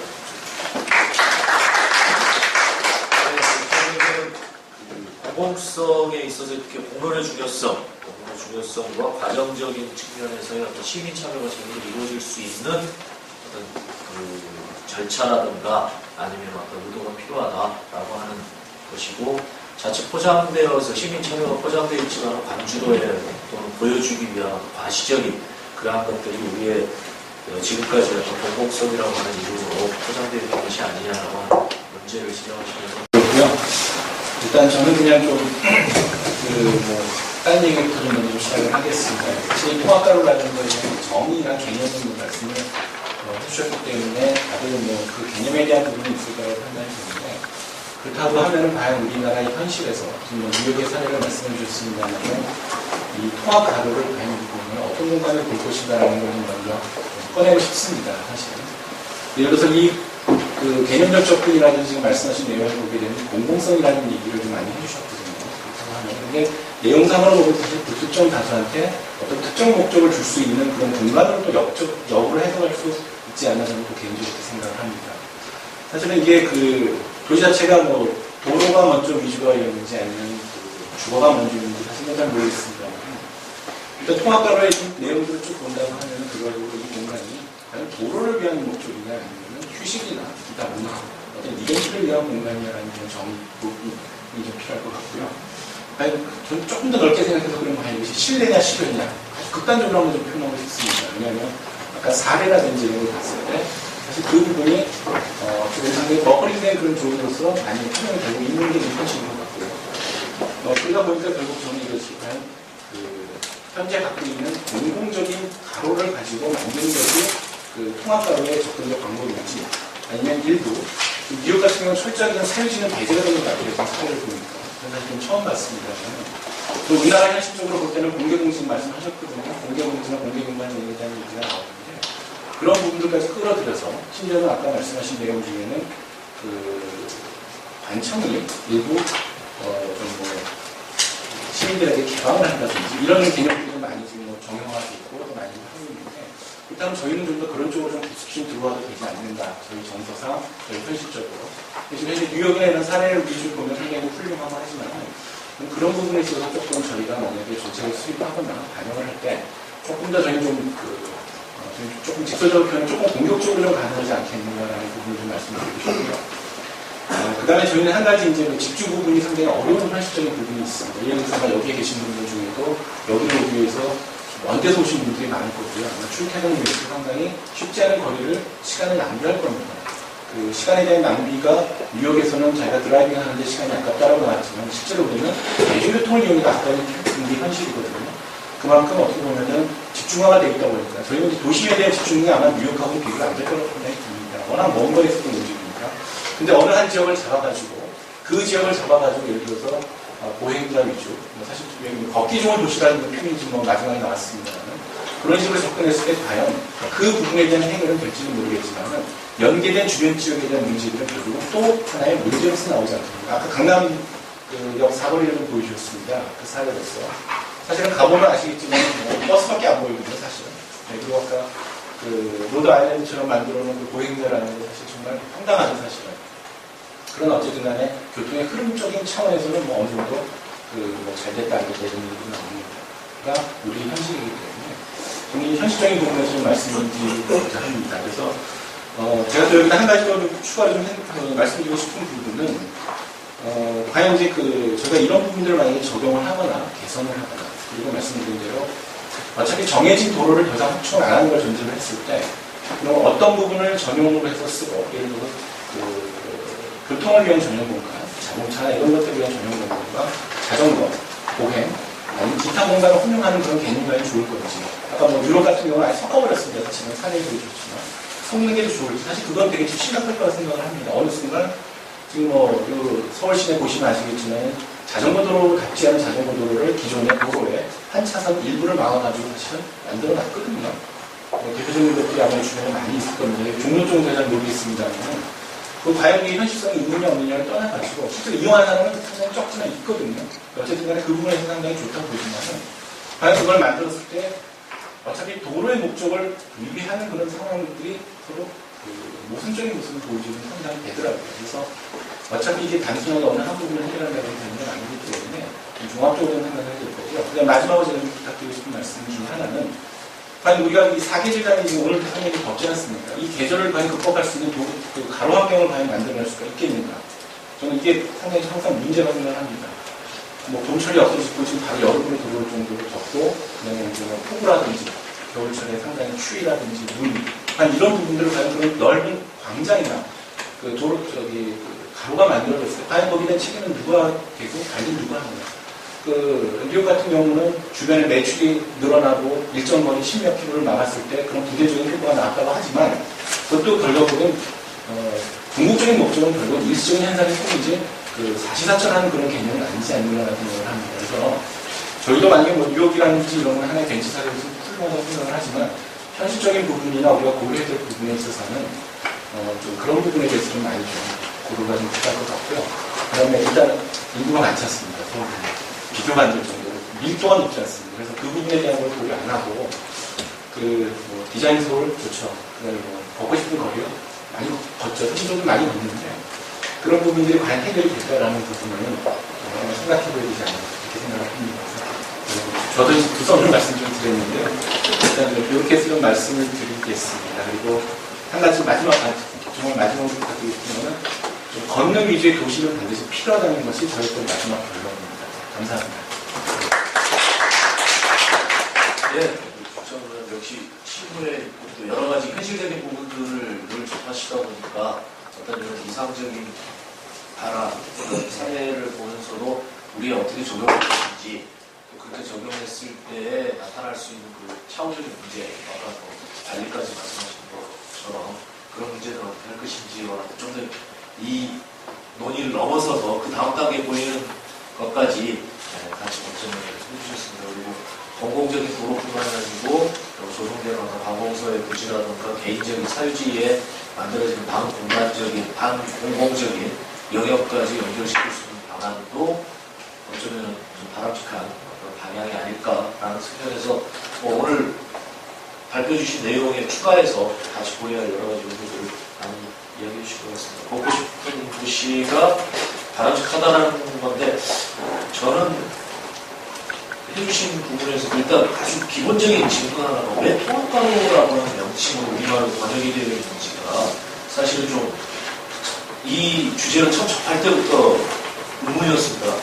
컴플리트 스트레이트라고 되어 있으면은 뭔가 완벽하게 조화된 그래서 보행자, 그다음에 자전거, 차량 그리고 그 외에 거기서 휴식하는 사람들 모든 사람들이 다 같이 어울릴 수 있는 가로라고 해석해야 할 것 같은데 그게 맞다면 우리말에 없어서 그렇고 통합이라고 하는 뭔가 지금 다른 뭔가 이 선입견에 의해서 좀 다른 이미지로 비춰질 수 있는 것이 같은데 원래 이 통합 가로라고 하는 것이 지금 우리나라에서 일반적으로 그렇게 해석하고 있는 건가요? 아니면 발표자께서 해보신 번역이신가요? 어떻습니까? 소개는 많이 안 되는데 통합가로가 추진이 되고 있다. 정책 소개 같은 거 짤막짤막하게 많이 됐고 저도 이게 조금 마음에 안 들었습니다. 마땅히 이제 그냥 컴플렉스 스트리트라고 그냥 하기에도 좀 뭐하고 기존에 이제 그런 식으로 또 얘기가 되어 있어서 일단은 이제 저도 통합가로라고 사용은 했지만 이게 조금 더 이렇게 쭉 공론화가 되면 말씀하신 대로 용어의 부분이 필요할 것 같습니다. 근데 아마도 이제 통합가로라고 썼던 거는 물론 이제 공존한다는 그런 다른 식의 이제 조화 된다는 그런 것도 있지만 이렇게 분리된 어떤 가구 공간을 같이 쓸 수 있게 이제 하나로 통합하자고 그런 의미에서 그런 식으로 번역자가 그러니까 누군지는 모르겠지만 하여튼 그런 식으로 많이 하지 않았을까 생각합니다. 어쨌든 특히 외국에서 이제 만들어졌던 개념들이 우리나라에 넘어오면서 그 의미와 뜻이 이렇게 자꾸씩 바뀌어가는 그런 경향이 있는데, 뭐 특히 이제 영어가 크게 중요하지는 않겠지만 그래도 이 받아들이고 그거에서 적용되는 그런 부분에 있어서 아무래도 그것쯤은 앞으로 우리나라에 도입이 되기 위해서는 당연히 좀 되어야 하는 그런 것이 아닌가라는 생각이 들어서 말씀드렸습니다. 다음으로 우리 정동배 생각을 드려야 할 텐데, 역시 뉴욕에서 보니까 시장의 역할이 굉장히 컸던 것 같습니다. 우리 서울시와 같은 경우에도 시장님들이 이루는 지적들이 굉장히 곳곳에 많이 있고, 그 성과물이 아까 저는 공적이라고 해서 아까 발표할 때 네 가지 공적이라고 썼습니다. 공공적이라고 하는 느낌보다도 마치 시장의 어떤 지적사항으로서의 의미로 만들어진 것이 아닌가 하는 그런 의미에서 공적은 존재하지만 나머지가 없었다라고 처음에 들었었는데, 그거보다 훨씬 부드럽게 공공적으로 역할을 했던 건 있지만은 공론이나 뭐 이런 것들 공익이나 이런 부분은 부족했다라고 들었는데, 어쨌든 서울시의 사례가 또 여러 가지 대비적으로 보여졌던 면도 없잖아 있고, 또 서울시가 이런 부분에 가장 많은 사례들로 갖고 계시기 때문에 조금 서울시 시장이라고, 또 아니면 그거에 벗어나서 아주 자유롭게 너무 부담 갖지 마시고 서울시에 대해서 하지 않으셔도 충분히 오늘은 그냥 자유롭게 말씀해 주시면 더 고맙겠습니다. 우리 내용 부탁드리겠습니다. 아니, 항상 오면 저 공무원으로 그냥 서울시 사실 뭐 내용을 잘 들었으니까 저는 이쪽 전문 분야는 아니고요. 저는 주택 정책 쪽인데 도로시설과 이런 데 꼭 한번 소개를 해가지고 한번 좀 특강을 내가 한번 모셔가지고 한번 할 정도로 내용이 상당히 좋은 것 같습니다. 우선 아까 서울시 얘기했는데 그 본부가 거의 사라지다시피 했죠. 시장님, 사실 이런 부분들이 민선이 되다 보면은 특히 빠른 시간 내에 보여줘야 되고 시민들이 바로 체감해야 되니까 그런 거에 많이 좀 민감해 하는 것 같습니다. 그리고 지금 현 시장도 그럴 것이고 다음 시장도 그럴 거라는 생각이 많이 드는데, 그랬을 때 오히려 이런 것들은 잘 크리에이트를 해가지고 오히려 결제할 수 있는 걸 빨리 땡길 수 있는 아이템이 아닌가. 빨리 땡겨줘도 결과적으로 시민들한테는 좋은 거니까 그런 걸 조금 이제 해도 좋지 않나 그런 생각을 조금 해봅니다. 다만 이제 너무 빨리 하기 위해서 예를 들어 아까 강남이라든가 광화문도 같지만 너무 빨리 하다 보니까 시범 사업으로 끝난다. 항상 지금 민선의 단점은 4년 내 다시 집권을 하려도 하여튼 4년 내로 보여줘야 되고 이런 단점이 있는 것 같은데, 물론 블룸버시장도 계속 연임을 하고 있습니다. 연임을 하면서 통합가로 내용 보니까 현행 연구를 상당히 오래 했던 것 같고, 저는 기억에 2006년 여름쯤에 이미 시작을 했던 것 같아요. 그리고 지난 4월에 가보니까 거의 다 완성이 브로드웨이에 거의 다 왔다시피 하고, 원래 제가 처음에 42가부터 32가까지 통제를 다 맡겠다 그러더라고요. 장기적인 가지고. 실제로 그때는 좀 의아했어요. 이 메인 스트리트를 막아버리면 뉴욕의 교통사정이 되겠나. 근데 실제로 체크해보니까 교통이 빨라지고 보행도 빨라지고 차량도 빨라지는 그런 효과가 지금 있었다고 하는데, 그렇다면은 우리도 이제 서울시의 정책을 핀다면 그런 과학적인 데이터를 가지고 시장이 바뀌든 상관없이 갈 수 있는 어떤 그런 정책 이런 게 좀 필요한 것 같다는 생각을 일단은 보면서 했으면 2006년에 했으니까 그 전에 한 2, 3년 했으니까 거의 한 7, 8년째 지금 진행이 되고 있는 거고, 뉴욕의 발전이 너무 느리게 간다는 건데 또 가방은 뭔가 바뀌어 있다는 거예요. 뭔가 안 바뀐 것 같은 거 바뀌어 있다. 그런 개념으로 이게 좀 접근이 됐으면 좋겠다라는 그런 바람이 있고, 아까 말한 시범사업으로 끝나는 것은 좀 한계가 있을 것 같다. 그리고 또 하나는 이 유형 서울은 또 하나는 미국에서 그때 당시에 논의했던 메인 스트리트 프로젝트라고 국가적으로 지원했던 사업이 있어요. 그거는 이제 중소도시, 어느 도시로 가면 메인 스트가 있어요. 뉴욕에 브로드웨이가 있는데, 여기서는 콘크리트 스트라는 것 같고, 이제 중소도시는 중소도시 거리라서 메인 스트가 있는데, 거기도 똑같아요. 차를 주고 걸어 다닐 수 있고, 뭐, 단말이든지, 그런 할 수 있는 그런 프로젝트가 있었는데, 그것이 중앙정부에서부터 지원이 됐다. 뭐 그런, 이런 부분들이 어떤 국토부나 이런 데서 쓰는 예산들 일부가 지자체로 들어와야만이 가능하다라는 생각을 하고 있고, 그런 거가 되려면 아까 말했던 공론, 우리가 좀 소통을 막 하고 있는데, 소통의 끝은 공감을 가지고 공론화해서 법이 돼야 되거든요. 왜냐면 그 법은 모든 시민이 뽑은 입법자들이 만들어내는 거잖아요. 그게 항상 가다 보면 안 되는 거예요. 진정한 소통?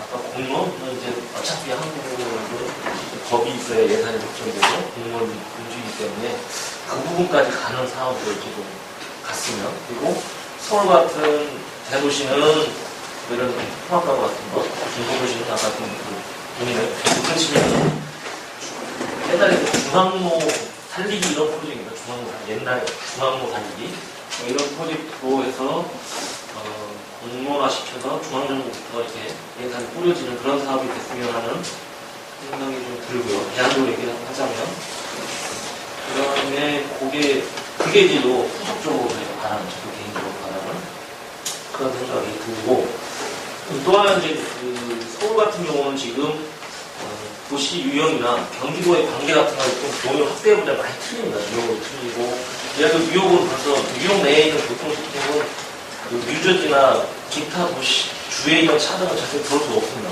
그러면 다 포토스 드로바고 아웃하기 때문에 거기 있는 트랜스가 다 뉴욕시에 있는 거.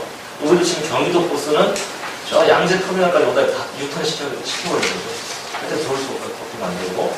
그러면서 그 모든 다리나 이런 송행료가 있면 한 12불? 한번 딱 건너가면 이런 식으로 뭐 한 15,000원 받는 거죠. 그러니까 한편 남산 이런 통을 15,000원 내고 통과시키는 거죠. 10,000원.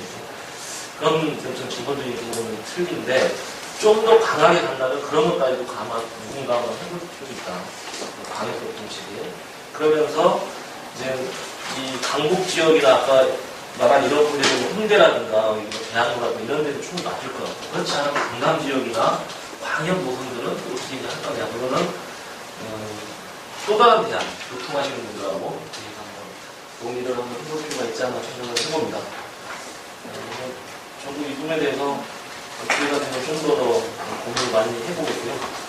마지막으로 이제 공무원 이렇게 얘기하시는데, 의사에서 중요한 게 아까 공무원이 되게 중요하고, 공무원이 결국은 이제 어떤 공감대가 돼야 되고, 누가 같은 경우는 시민들이 힘을 모으든 해서 내도로 만들어내야지, 공약으로 끝나면 그건 정말 허무하더라고요. 이것도 잘못돼가지고 바로 시장님 이거 바로 해봐라고 할 수 있어요. 그러면 하나 이제 시범사업은 아이들 진짜 세금으로 뿌려져요. 보통 특별회계나 이런 것들은 그 모법이 있기 때문에 주택법, 도정법의 그 특별회계로 이렇게 운영을 하는데, 보통 어떤 장들이 빨리 결과를 내라는 것은 항상 시범사업은 항상 일반회계. 소위 말해서 이제 가장 빨리 갖다 쓸 수 있는 거. 그럼 이제 끝나면 사라지고 이제 지속성이 없는 그런 거가 되는데, 이것도 그렇지 않았으면 않도록 해야 되겠죠. 이렇게 생각을 해보고, 이 뉴욕의 사례는 우리도 적용해볼 부분이 충분히 있는 것 같고, 그렇다고 서울에 다 갈 수는 없을 것 같아요. 해외가 강남 유럽 자체는 아니고, 다양한 강북 지역의 일부 지역. 아까 저도 그때 공부할 때 보니까, 근데 광화문 같은 데 보면 이게 신호가 길잖아요. 넓기 때문에. 뉴욕은 그 택시나 버스가 가긴 계속 가요. 줄줄 가는 이유가 폭이 좁다 보니까 사람도 빨리 넣고 신호가 빨리 바꿔요. 그러니까 이제 막히긴 막히는데 그냥 간다. 그런 느낌이 들어요. 그래서 저도 이제 어떤 도심 부분에 짧은 도로 부분을 하나 중앙차로 하나 자전거 4강 2개 한다 하면은 하루바로 건너야 되거든요. 그래서 신호가 뭐 예를 들어 10초 같은 거 한 5초나 이렇게 줄여버리면 훨씬 더 빠른 이제 그런 보통 정말 아니라 모르겠는데 그런 생각도 좀 해봤습니다. 그래서 예, 고맙습니다.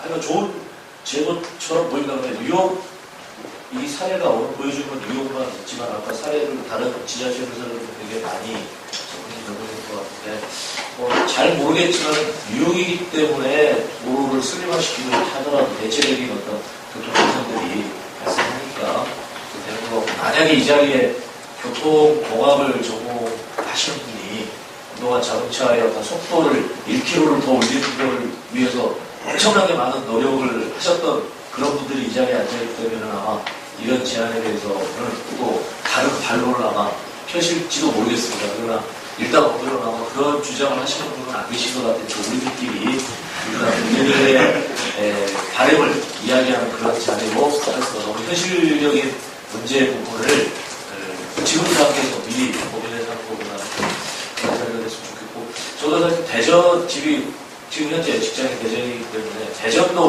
대전에 가장 중앙로를 대중교통 전용으로 만들고 뭐 이런 비슷한 시도를 하려고 했던 적이 있습니다. 전 시장.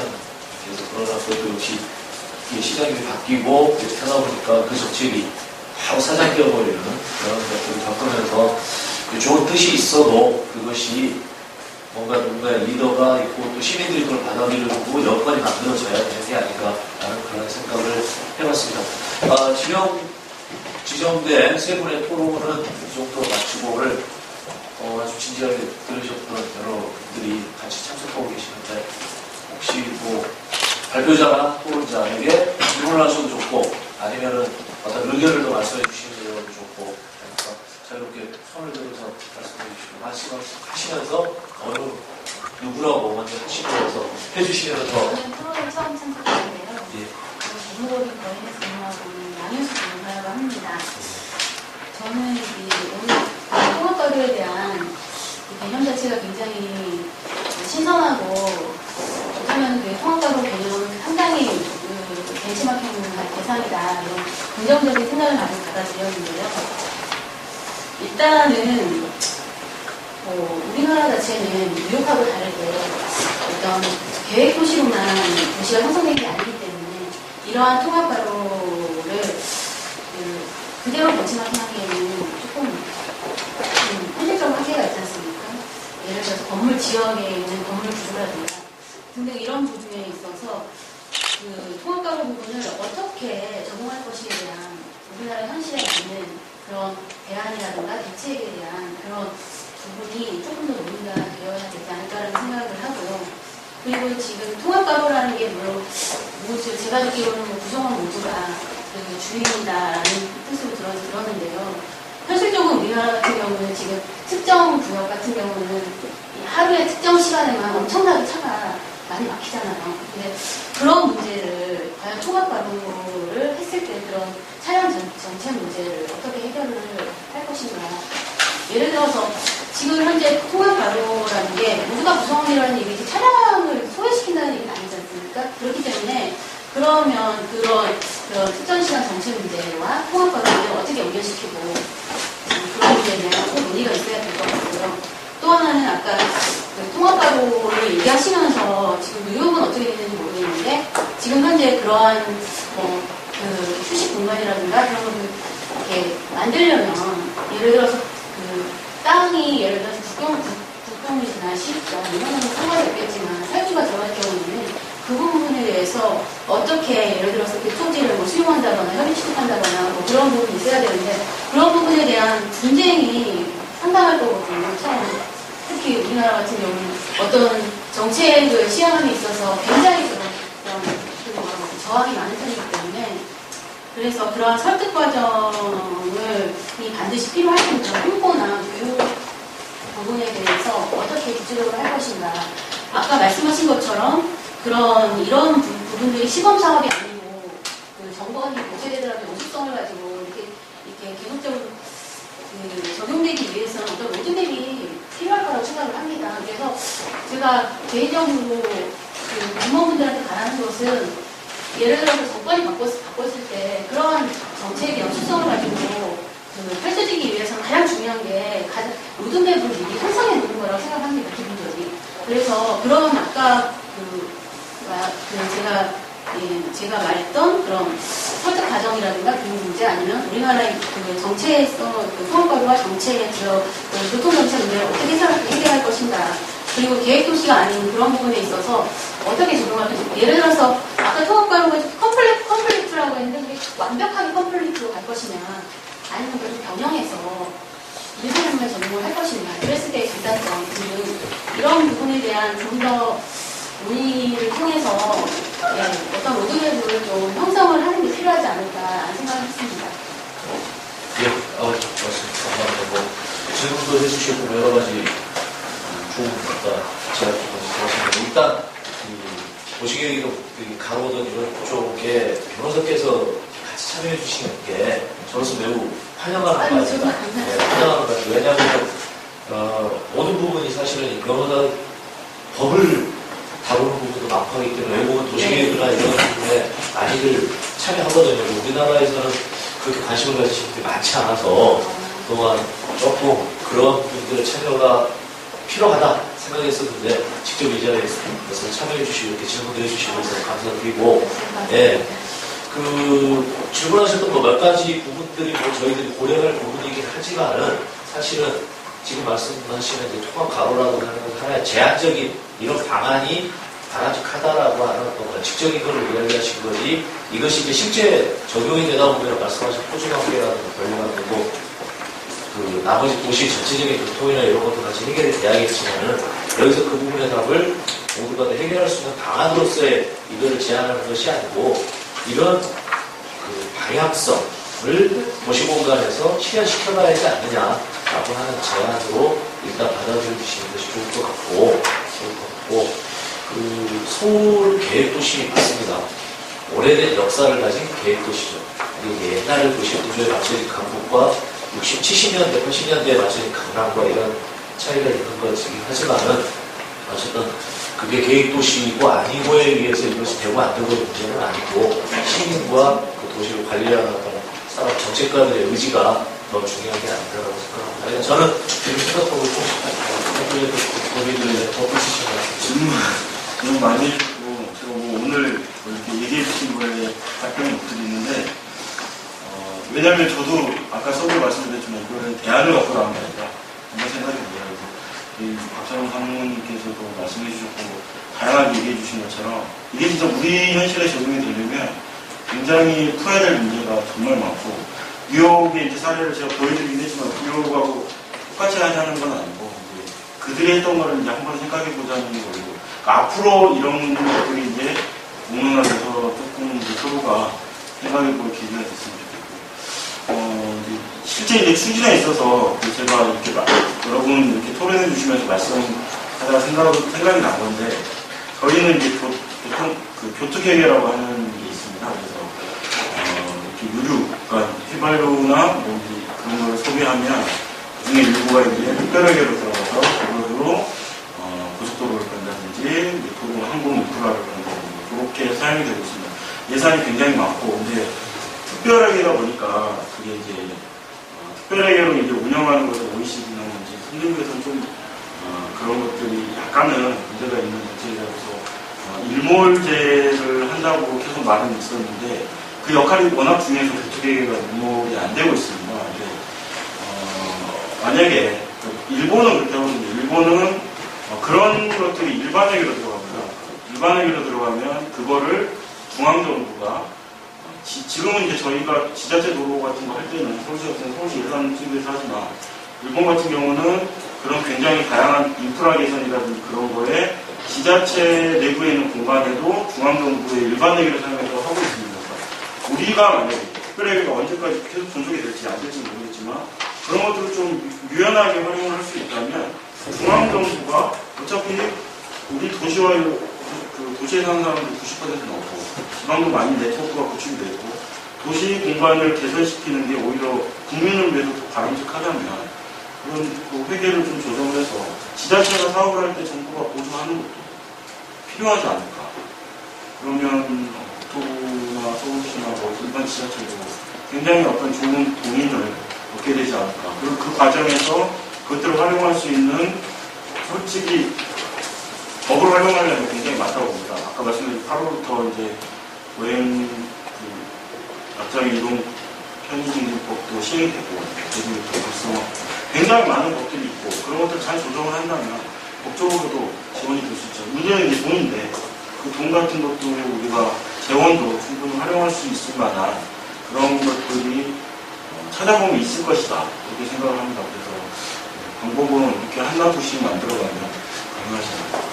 뭐 조금 논의가 좀 달라지긴 했는데 제안해 주시는 거라고 받아보고 그래도 이제 이 통합가로나 공공성이 이런 말에 대해서 안 비교는 없었어요.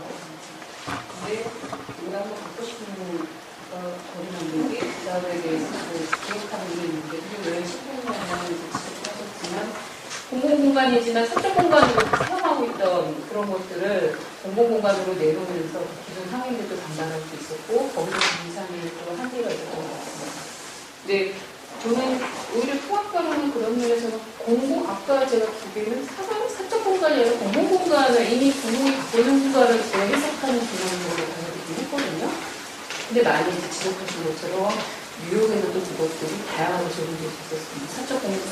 사측도 어떻게 좀 뭔가를 손해보거나 내놔보고 공공도 뭔가를 하고 그 과정에서 그런 숙제들을 어떻게 풀어내는지 이런 게 있으면 좀 말씀해 주시면 좋겠습니다.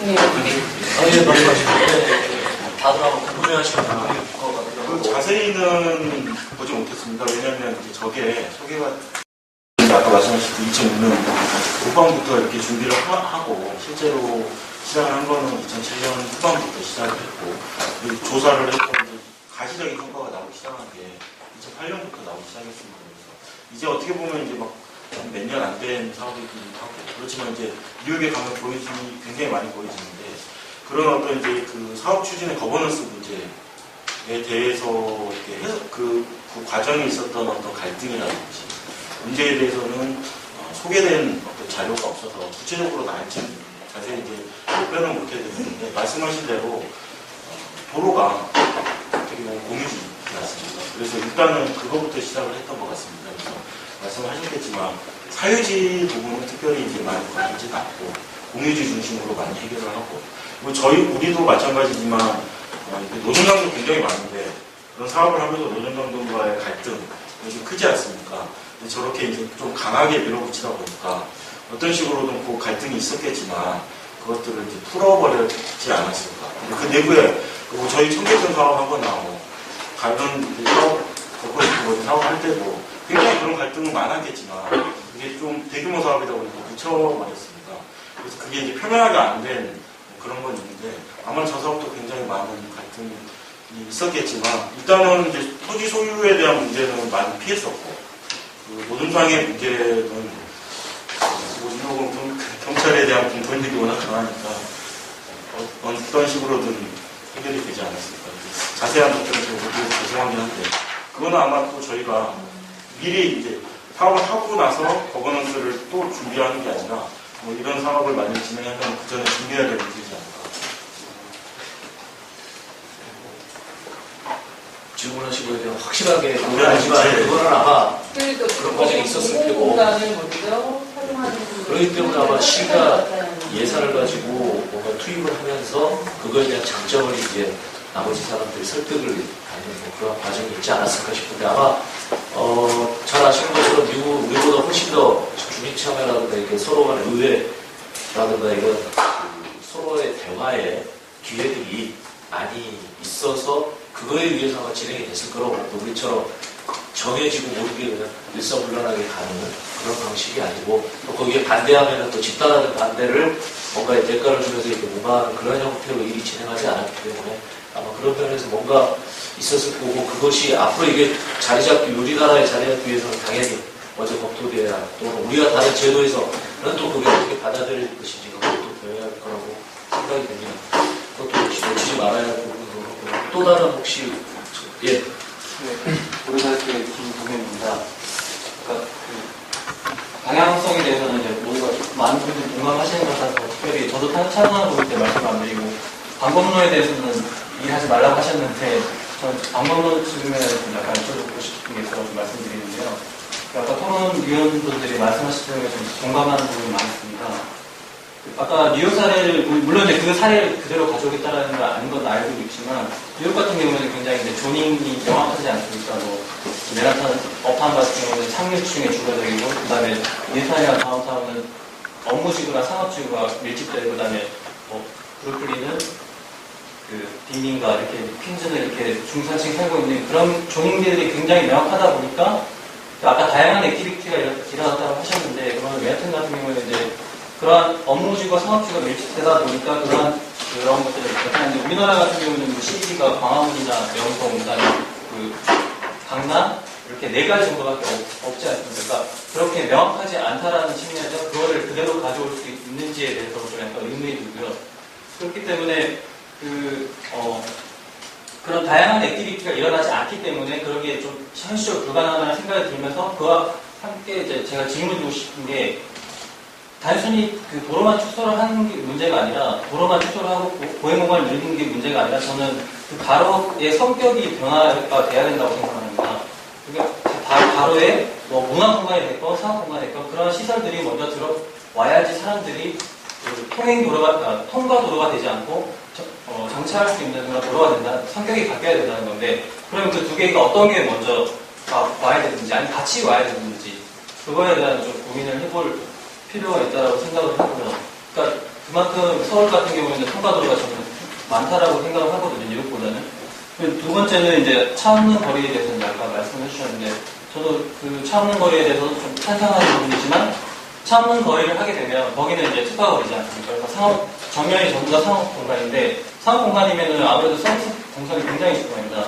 그 이면도로를 자세히 살펴보시면 뭐 좀 안 좋은 얘기를 굉장히 좀 안 좋은, 그러니까 쉽게 얘기해서 거기 와서 걷고 이렇게 먹고 마시고 할 사람들은 해야지 모르겠지만, 거기서 일을 하시고 다른 분들은 분명히 거기서 이제 좀 안 좋은 단점을 보시는 분들도 분명히 있다라는 얘기죠. 그래서 차 없는 거리 조성 같은 경우에는 그게 어떠한 특화된 가로가 아닌 이상 그걸 좀 약간 일반화하는 것은 좀 무리가 있지 않나라는 생각이 들고요. 그 두 가지에 대해서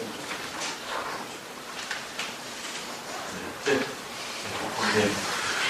두 가지 질문해 주시는데, 첫 번째 질문 같은 경우는 굉장히 좋은 지적이라고 생각합니다. 물론 제가 이제 뉴욕 사례를 보여드려서 말씀하셨지만 뉴욕을 우리 현실에 이렇게 적용시키는 게 굉장히 힘들고요. 물론 이제 기회가 되면 더 많은 이제 사례를 보여드리고 싶지만 서울과 굉장히 비슷한 그런 성격을 갖는 곳에서도 컴플렉스 스트리트 그런 운동이 있다는 거. 뉴욕과는 좀 극대적으로 좀 달리하는데, 뉴욕은 이제 굉장히 가시적인 효과, 그리고 그 과정이 굉장히 빨랐고, 아까 말씀하셨듯이 언론 과정도 충분했고, 그렇기 때문에 이제 제가 대표 사례로 보여드렸는데, 그게 조금 달랐습니다. 그래서 그 조닝의 문제 같은 경우는 우리는 어떻게 보면 이제 뉴욕보다는 조닝이 굉장히 좀 불명확한 그 측면도 있습니다. 그런데도 만약에 이제 서울을 예를 들어보면, 어느 정도 또 조님이 굉장히 확실하고, 그리고 어떻게 그 계층, 그 세그리게이션 같은 것도 좀 이렇게 굉장히 뚜렷하게 구별되는 성격이 점점 강해지고 있는 겁니다. 그래서 서울 전체를 컴플렉스 스트리트로 만들지는 않겠지만, 일정 부분에서 이제 그런 걸 도입을 할 경우에는, 충분히 이제 비슷한 성격을 갖는 그런 가로도 있을 거고, 오히려 이제 그런 데서는 조금 가능하지 않을까, 그렇게 생각을 해봅니다. 근데 말씀하신 대로, 분명히 이제 렌즈 차원에서는 우리와 분명히 다른 점, 그래서 이제 적응의 문제 그런 건 있다 이렇게 생각을 하고요. 가로 조성이 먼저일까, 아니면 연접 지역에 있는 어떤 그 용도 그런 것들이 먼저일까 생각을 해보고, 닭이 먼저나 달걀이 먼저나 문제인데, 걷고 싶은 거리 이제 조성했을 때, 저희도 뭐 대학가 주면 많이 이제 90년대 후반부터 조성을 했었고.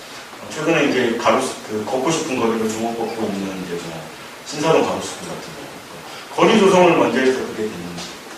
거리 조성을 먼저 해서 그 가로가 활성화된 사례도 분명히 있고요. 그리고 가로가 활성화되다 보니까, 지자체에서, 여기는 좀 그렇게 만들어야겠다 해서 굉장히 좀 신경을 썼던 가로도 있고. 아직 저는 그거에 대한 어떤 답변을 못 드리겠습니다. 솔직히 뭐가 문제인지는 잘 모르겠지만, 그 충분히 저희가 굉장히 연구해 볼 만한 그런 느낌인 것 같습니다. 그리고 아까 질문하셨던 차 없는 거리, 제가 오늘 차 없는 거리는 말씀을 드리진 않을 것 같은데, 서비스 동선 중요합니다. 굉장히 그렇죠. 저도 뭐 유럽 가서 보면 다 보도블록이 있는데 아침 시간이 일찍 나와서 산책을 하다 보니까 그 사람들만 걸어다닐 것 같은 도로에 이렇게 서비스 차량이 아침에 이렇게 와가지고 이렇게 실험하는 것 같더라고요. 아, 그때 이제 느꼈구나. 아, 맞다. 여기 이 카페나 이렇게 그 소매점 같은 경우는 분명히 차량이 아무래도 몇 분씩 진입을 해야 되는구나. 그런 생각을 했습니다. 굉장히 중요하고, 근데 이제 여기 이제 통합가로 같은 경우는 아마 이제 그런 것들도 고려를 해서 차량통에, 그리고 이제 통합가로 보시면 알겠지만 주차를 이제 평행 주차가 아니라 이렇게 사선으로 이렇게 주차해서 단기 주차를 활용하게 이제 많이 유도를 하고 있거든요. 아마 그런 것들이 이제 서비스 동선의 문제를 좀 처리하지 않을까. 차 없는 거리, 차도 분명히 통합가로에서 굉장히 중요한 요소라고 생각을 합니다. 그래서 제가 말씀드리는 건 차 없는 거리가 아닙니다. 이것만 다시 한번 말씀드리겠습니다. 일부러 멀리서 오셨는데 아주 멀리는 아니라 과천에서 이 자리에 참여하기 위해서 오셨습니다. 한번 국사원 의견 좀 소감이랑 간단하게 또 이렇게 질문 잡고 이렇게 토론 의견을 국토부 건축문화관 팀에서 근무하는 박희입니다. 일단 저는 사실 경주전에서 우리가 도시에 관련된 세미나를 하고 준비를 했었는데 소개를 받고 왔는데 사실 저희가 굉장히 관심을 많이 갖고 있는 주제들을 하시는 것 같아서 앞으로 참여하겠다는 생각이 일단은 들었습니다. 그리고 근데 특허거리라고 하셨지만 어쨌든 공공성 회복 내지는 걷기 좋은 도시를 만드는 것들 이런 측면에서 보면 저희 이제 역사 성장 자기적 핵심이었기 때문에 이렇게 대중교통이나 보행을 활성화하고 자전거들을 활성화하고 이런 굉장히 맥락이 다 있다고 생각이 들고요. 근데 국토에서 아마 연구하는 거긴 한데 관광도시에 대한 연구가 있었던 게 알고 있어요. 작년에 이제 저희가 저희가 건축을 연구했는데 도시와 건축을 담당하는 국에 속해 있습니다. 그래서 이제 관광도시가 아무래도 미래의 도시에 활성화 되지 않을까라는 생각으로 이제 관련된 연구나 이런 것들을 좀 이렇게 도시국 차원에서 논의를 하기도 했었습니다. 그 메인이 사실은 이제 보행 환경을 좋게 하고 녹지 도크를 만들어서 이렇게 사람들이 좀 산책을 하고 이런 것들을 통해서 비만도를 줄이고 건강을 줄이고 이런 측면이었기 때문에 사실 저희도 굉장히 많은 관심을 가지고 있는 사항이고요. 근데 하나 조금 궁금한 게 통합가로라고 하셨는데 저희가 지금 하고 있는 일종의 이제 보행로 폭을 확대하고 차량의 통행을 좀 줄이고 그리고 녹지 같은 나무로 많이 심어서 약간 그런 좀 보기 좋은 환경 만드는 것들은 어떻게 보면 지금 많이 하고 있는 상황인데요. 그거하고 스타버리가 같은 개념이 통합가로랑 같은 개념인지 아니면 뭔가 한 단계 더 나가는 어떤 쪽으로 더 많이 나가는지 조금 궁금합니다. 이 통합가로가 추구하는 바가 기존의 도로를 줄이고 보행로 폭을 넓히는 게 가장 이제 핵심적인 사항인지 아니면 보행과 차량과 이게 공존하기 위한 뭔가 다른 원칙이나 개념 이런 것들이 좀 궁금해요. 왜냐면 저희 이제 뭔가 적용을 하려면 뭘 개선해야 되는지 찾아내는 게 가장 핵심이기 때문에 지금 일부 조정되어 있는 이런 걷고 싶은 거리 같은 것과의 차별성이 조금 더 어필할 수 있는 그런 게 뭔지가 좀 잘 안 나왔다고 제 개인적으로 약간 그걸 조금 질문드리고 싶고요.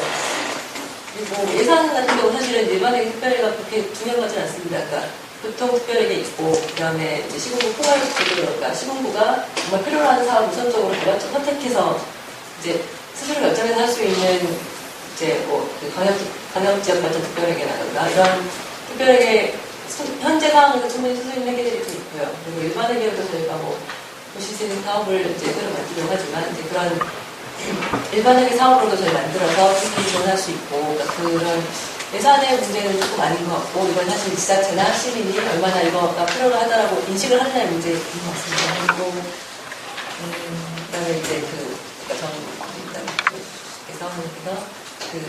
이제 과정의 공론화 이렇게 하셨는데 사실은 과정의 공론화 결국은 이제 정부가 어떤 사업을 추진하는 과정에서 전문가가 참여하고 시민이 참여하고 이게 얼마나 이제 잘 이루어지느냐의 문제이잖아요. 근데 그거는 결국은 어쨌든 사회의 성숙도랑 같이 맞물려 있는 거고 그게 단기간에 이루어지는 거는 조금 아니고 장기간에 걸쳐서 조금 진행이 될 사항인 것 같고 그거와 관련해서 저희 쪽에서 하고 있는 거를 잠깐 말씀드리면 어떻게 보면 이게 이제 저희가 건축기본법이 2007년도에 만들어지면서 공간 환경이 공공성을 확보해야 된다라고 선언을 한 게 사실 2007년도가 처음이라고 생각을 할 수가 있을 것 같습니다. 이제 건축물뿐만 아니고 어쨌든 사람들이 사는 공간환경, 공공공간이 공공성을 확보해야 되고 그 공공성을 확보하는 과정에서 주민 참여나 이런 것들이 많이 있어야 된다라고 생각을 했고 공공건축 업무 디자인 업무 기준 이런 것들이 좀 만들어져서 그런 것 이제 필요하다는 법이나 제도적으로 근거가 뒷받침된 거는 있습니다. 근데 그게 이제 뭐 강제화되고 의무화돼서 선택이 아니다 보니까 적용되는 데는 시간이 좀 있을 것 걸릴 것 같고 저희가 그거를 적용하고 확산하기 위해서 국토환경 디자인 시범 사업이라는 사업들을 하면서 이제 그 지자체가 어떤 사업들을 공공 사업들을 추진하는 데 있어서 전문가나 지역 주민의 의견을 최대한 수렴하는 과정들을 거쳐가면서 제대로 사업을 추진하기 위한 그 절차를 개선하는 사업들도 현재 지금 하고 있는 사항들이 있어서 그런 것들이 조금 더 확산이 되면 좀 쉽겠지만은 중요한 것들이 좀 개선되지 않을까라는 생각이 듭니다. 예, 감사합니다. 약간 이제 2007년에 건축기본법이 있으면서 공공성이라고 하는 것이 주장되지만 사실 도시계획이든지 뭐든지 하나 들어가고 우리 모든 공법적인 것을 공리라고 하는 공익이라고 하는 것을 전제하고 있을 때는 이제 어느 순간에 그것과 사익이라고 하는 것이 어디 선에서 이제 결정되어야 하느냐 하는 부분 때문에 계속 서로 갈등이 생기고 이제 그렇게 해왔던 것 같은데 오늘 논의의 대상이 되고 있는 것은 어떤 의미에서는 모두가 다 인정하는 공공이라고 하는 부분이 되는 도로와 그 면적, 도로와 보도라든지 이런 부분인데 그것이 자동차라고 하는 거에 의해서 이동수단, 자동차에 의해서 점유되고 또 건조한 어떤 그 환경을 연출하고 또 그에 의해서 도시가 가져야 하는 어떤 공평한 기회들을 일반 시민들의 특히 보행을 하고자 하는 사람들에게서는 자동차가 박탈하고 있는 이런 현실을 개선해서 도로의 어떤 가치를 공공에게 물려주자라고 하는 그런 차원에서의 통합 가로라고 하는 이야기가 나온 것 같습니다. 아까 사진에서 보였던 같은 도산대로와 같은 경우에 한번 생각해 보십시오. 여기를 지금처럼 건강할 때가 아니고 다리가 좀 불편하거나 나이가 좀 늦었을 때 그 가로를 횡단보도를 건너서 가야 한다고 생각했을 때 그 가로가 얼마나 큰 장벽으로 느껴질 것인지 생각한다면은 그것이 도시에 살아가는 사람으로서 누려야 하는 어떤 권리가 그 도로라고 하는 제약 때문에 엄청나게 제약받고 있다는 것으로 느껴질 수도 있다고 봅니다. 그런데 오늘 보여준 사례들이 대부분이 큰 가로라든가 아니면은 상업 CBD가 될 수 있는 그런 지역에 한전에서 보여졌기 때문에 아마 생각이 이거는 도시의 상징가구적인 어떤 의미에서의 그 통합가로를 만들어가는 도로 생각하실 수도 있지만 제가 받아들이는 것은 모든 도로에 적용될 수 있는 작은 주거 지역에 있는 도로라도 그곳에서 여러 가지 활동이 일어날 수 있도록 하는 여러 사람들이 자동차에만 전용되는 도로가 아니고 여러 가지 다양한 활동이 일어날 수 있는 공간으로 만들어가자는 제안으로 저는 생각합니다. 그런 의미에서 너무 이렇게 시각을 우리가 그동안에 익숙해왔던 상징적인 또는 뭔가를 시민들의 어떤 행사나 이런 거는 거대한 구조물로서의 어떤 공간을 만들어내는 그런 것이 아니고 말 그대로 도시 속에 일어나는 다양한 생활이 담길 수 있는 가로로서의 어떤 그 도로를 변화시켜가자라고 하는 의도로 저는 생각을 합니다. 또 혹시 한두 분 정도 더 혹시 궁금하신 점이 있으시면 질문을 더 받고 마무리를 할까 하는데 없으시면 저희가 지금 시작한 지 약 1시간 40분 정도 지났습니다. 그래서 어느 정도 토론이나 이런 발표로서는 적정한 수준이 아닐까라는 생각이 들어서 이 정도에 마치고자 합니다. 혹시 발표자로서는 마무리 지을 수 있는 이야기 한번 잠깐 기회를 드리려면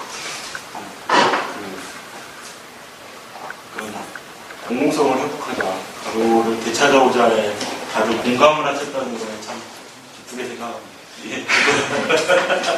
예, 어쨌든 통합가로라고 하는 것을 공론하는 자리에서 소개해 주셔서 감사드리고 그리고 이러한 연구를 소개하는 데 그치지 말고 아까 말씀하신 모두가 다 염려하시는 뜻은 좋은데 이것이 우리나라에 다 적용되기 위해서는 고려할 요소가 많을 것 같다라고 하는 부분을 다들 그러니까 혼자 책임질 부분은 아니고 같이 갖고 가야겠지만 그런 부분에 대해서 또 발표자께서 계속 좀 선도적인 역할을 해주시기 바랍니다. 그리고 오늘 들으신 분들이 이 통합가로라든가 명칭이 이제 어떻게 달라질지 모르겠지만은 이 도로의 공공성을 회복하자라는, 나아가서는 도시의 시민이 중심이 되고 시민이 필요로 하나 더 건강으로서의 도시를 만들어가자라고 하는 그러한 거에 모두가 다 동참할 수 있는 그러한 계기가 있으면 합니다. 긴 시간 같이 참석해 주셔서 감사합니다. 이상으로 마치겠습니다.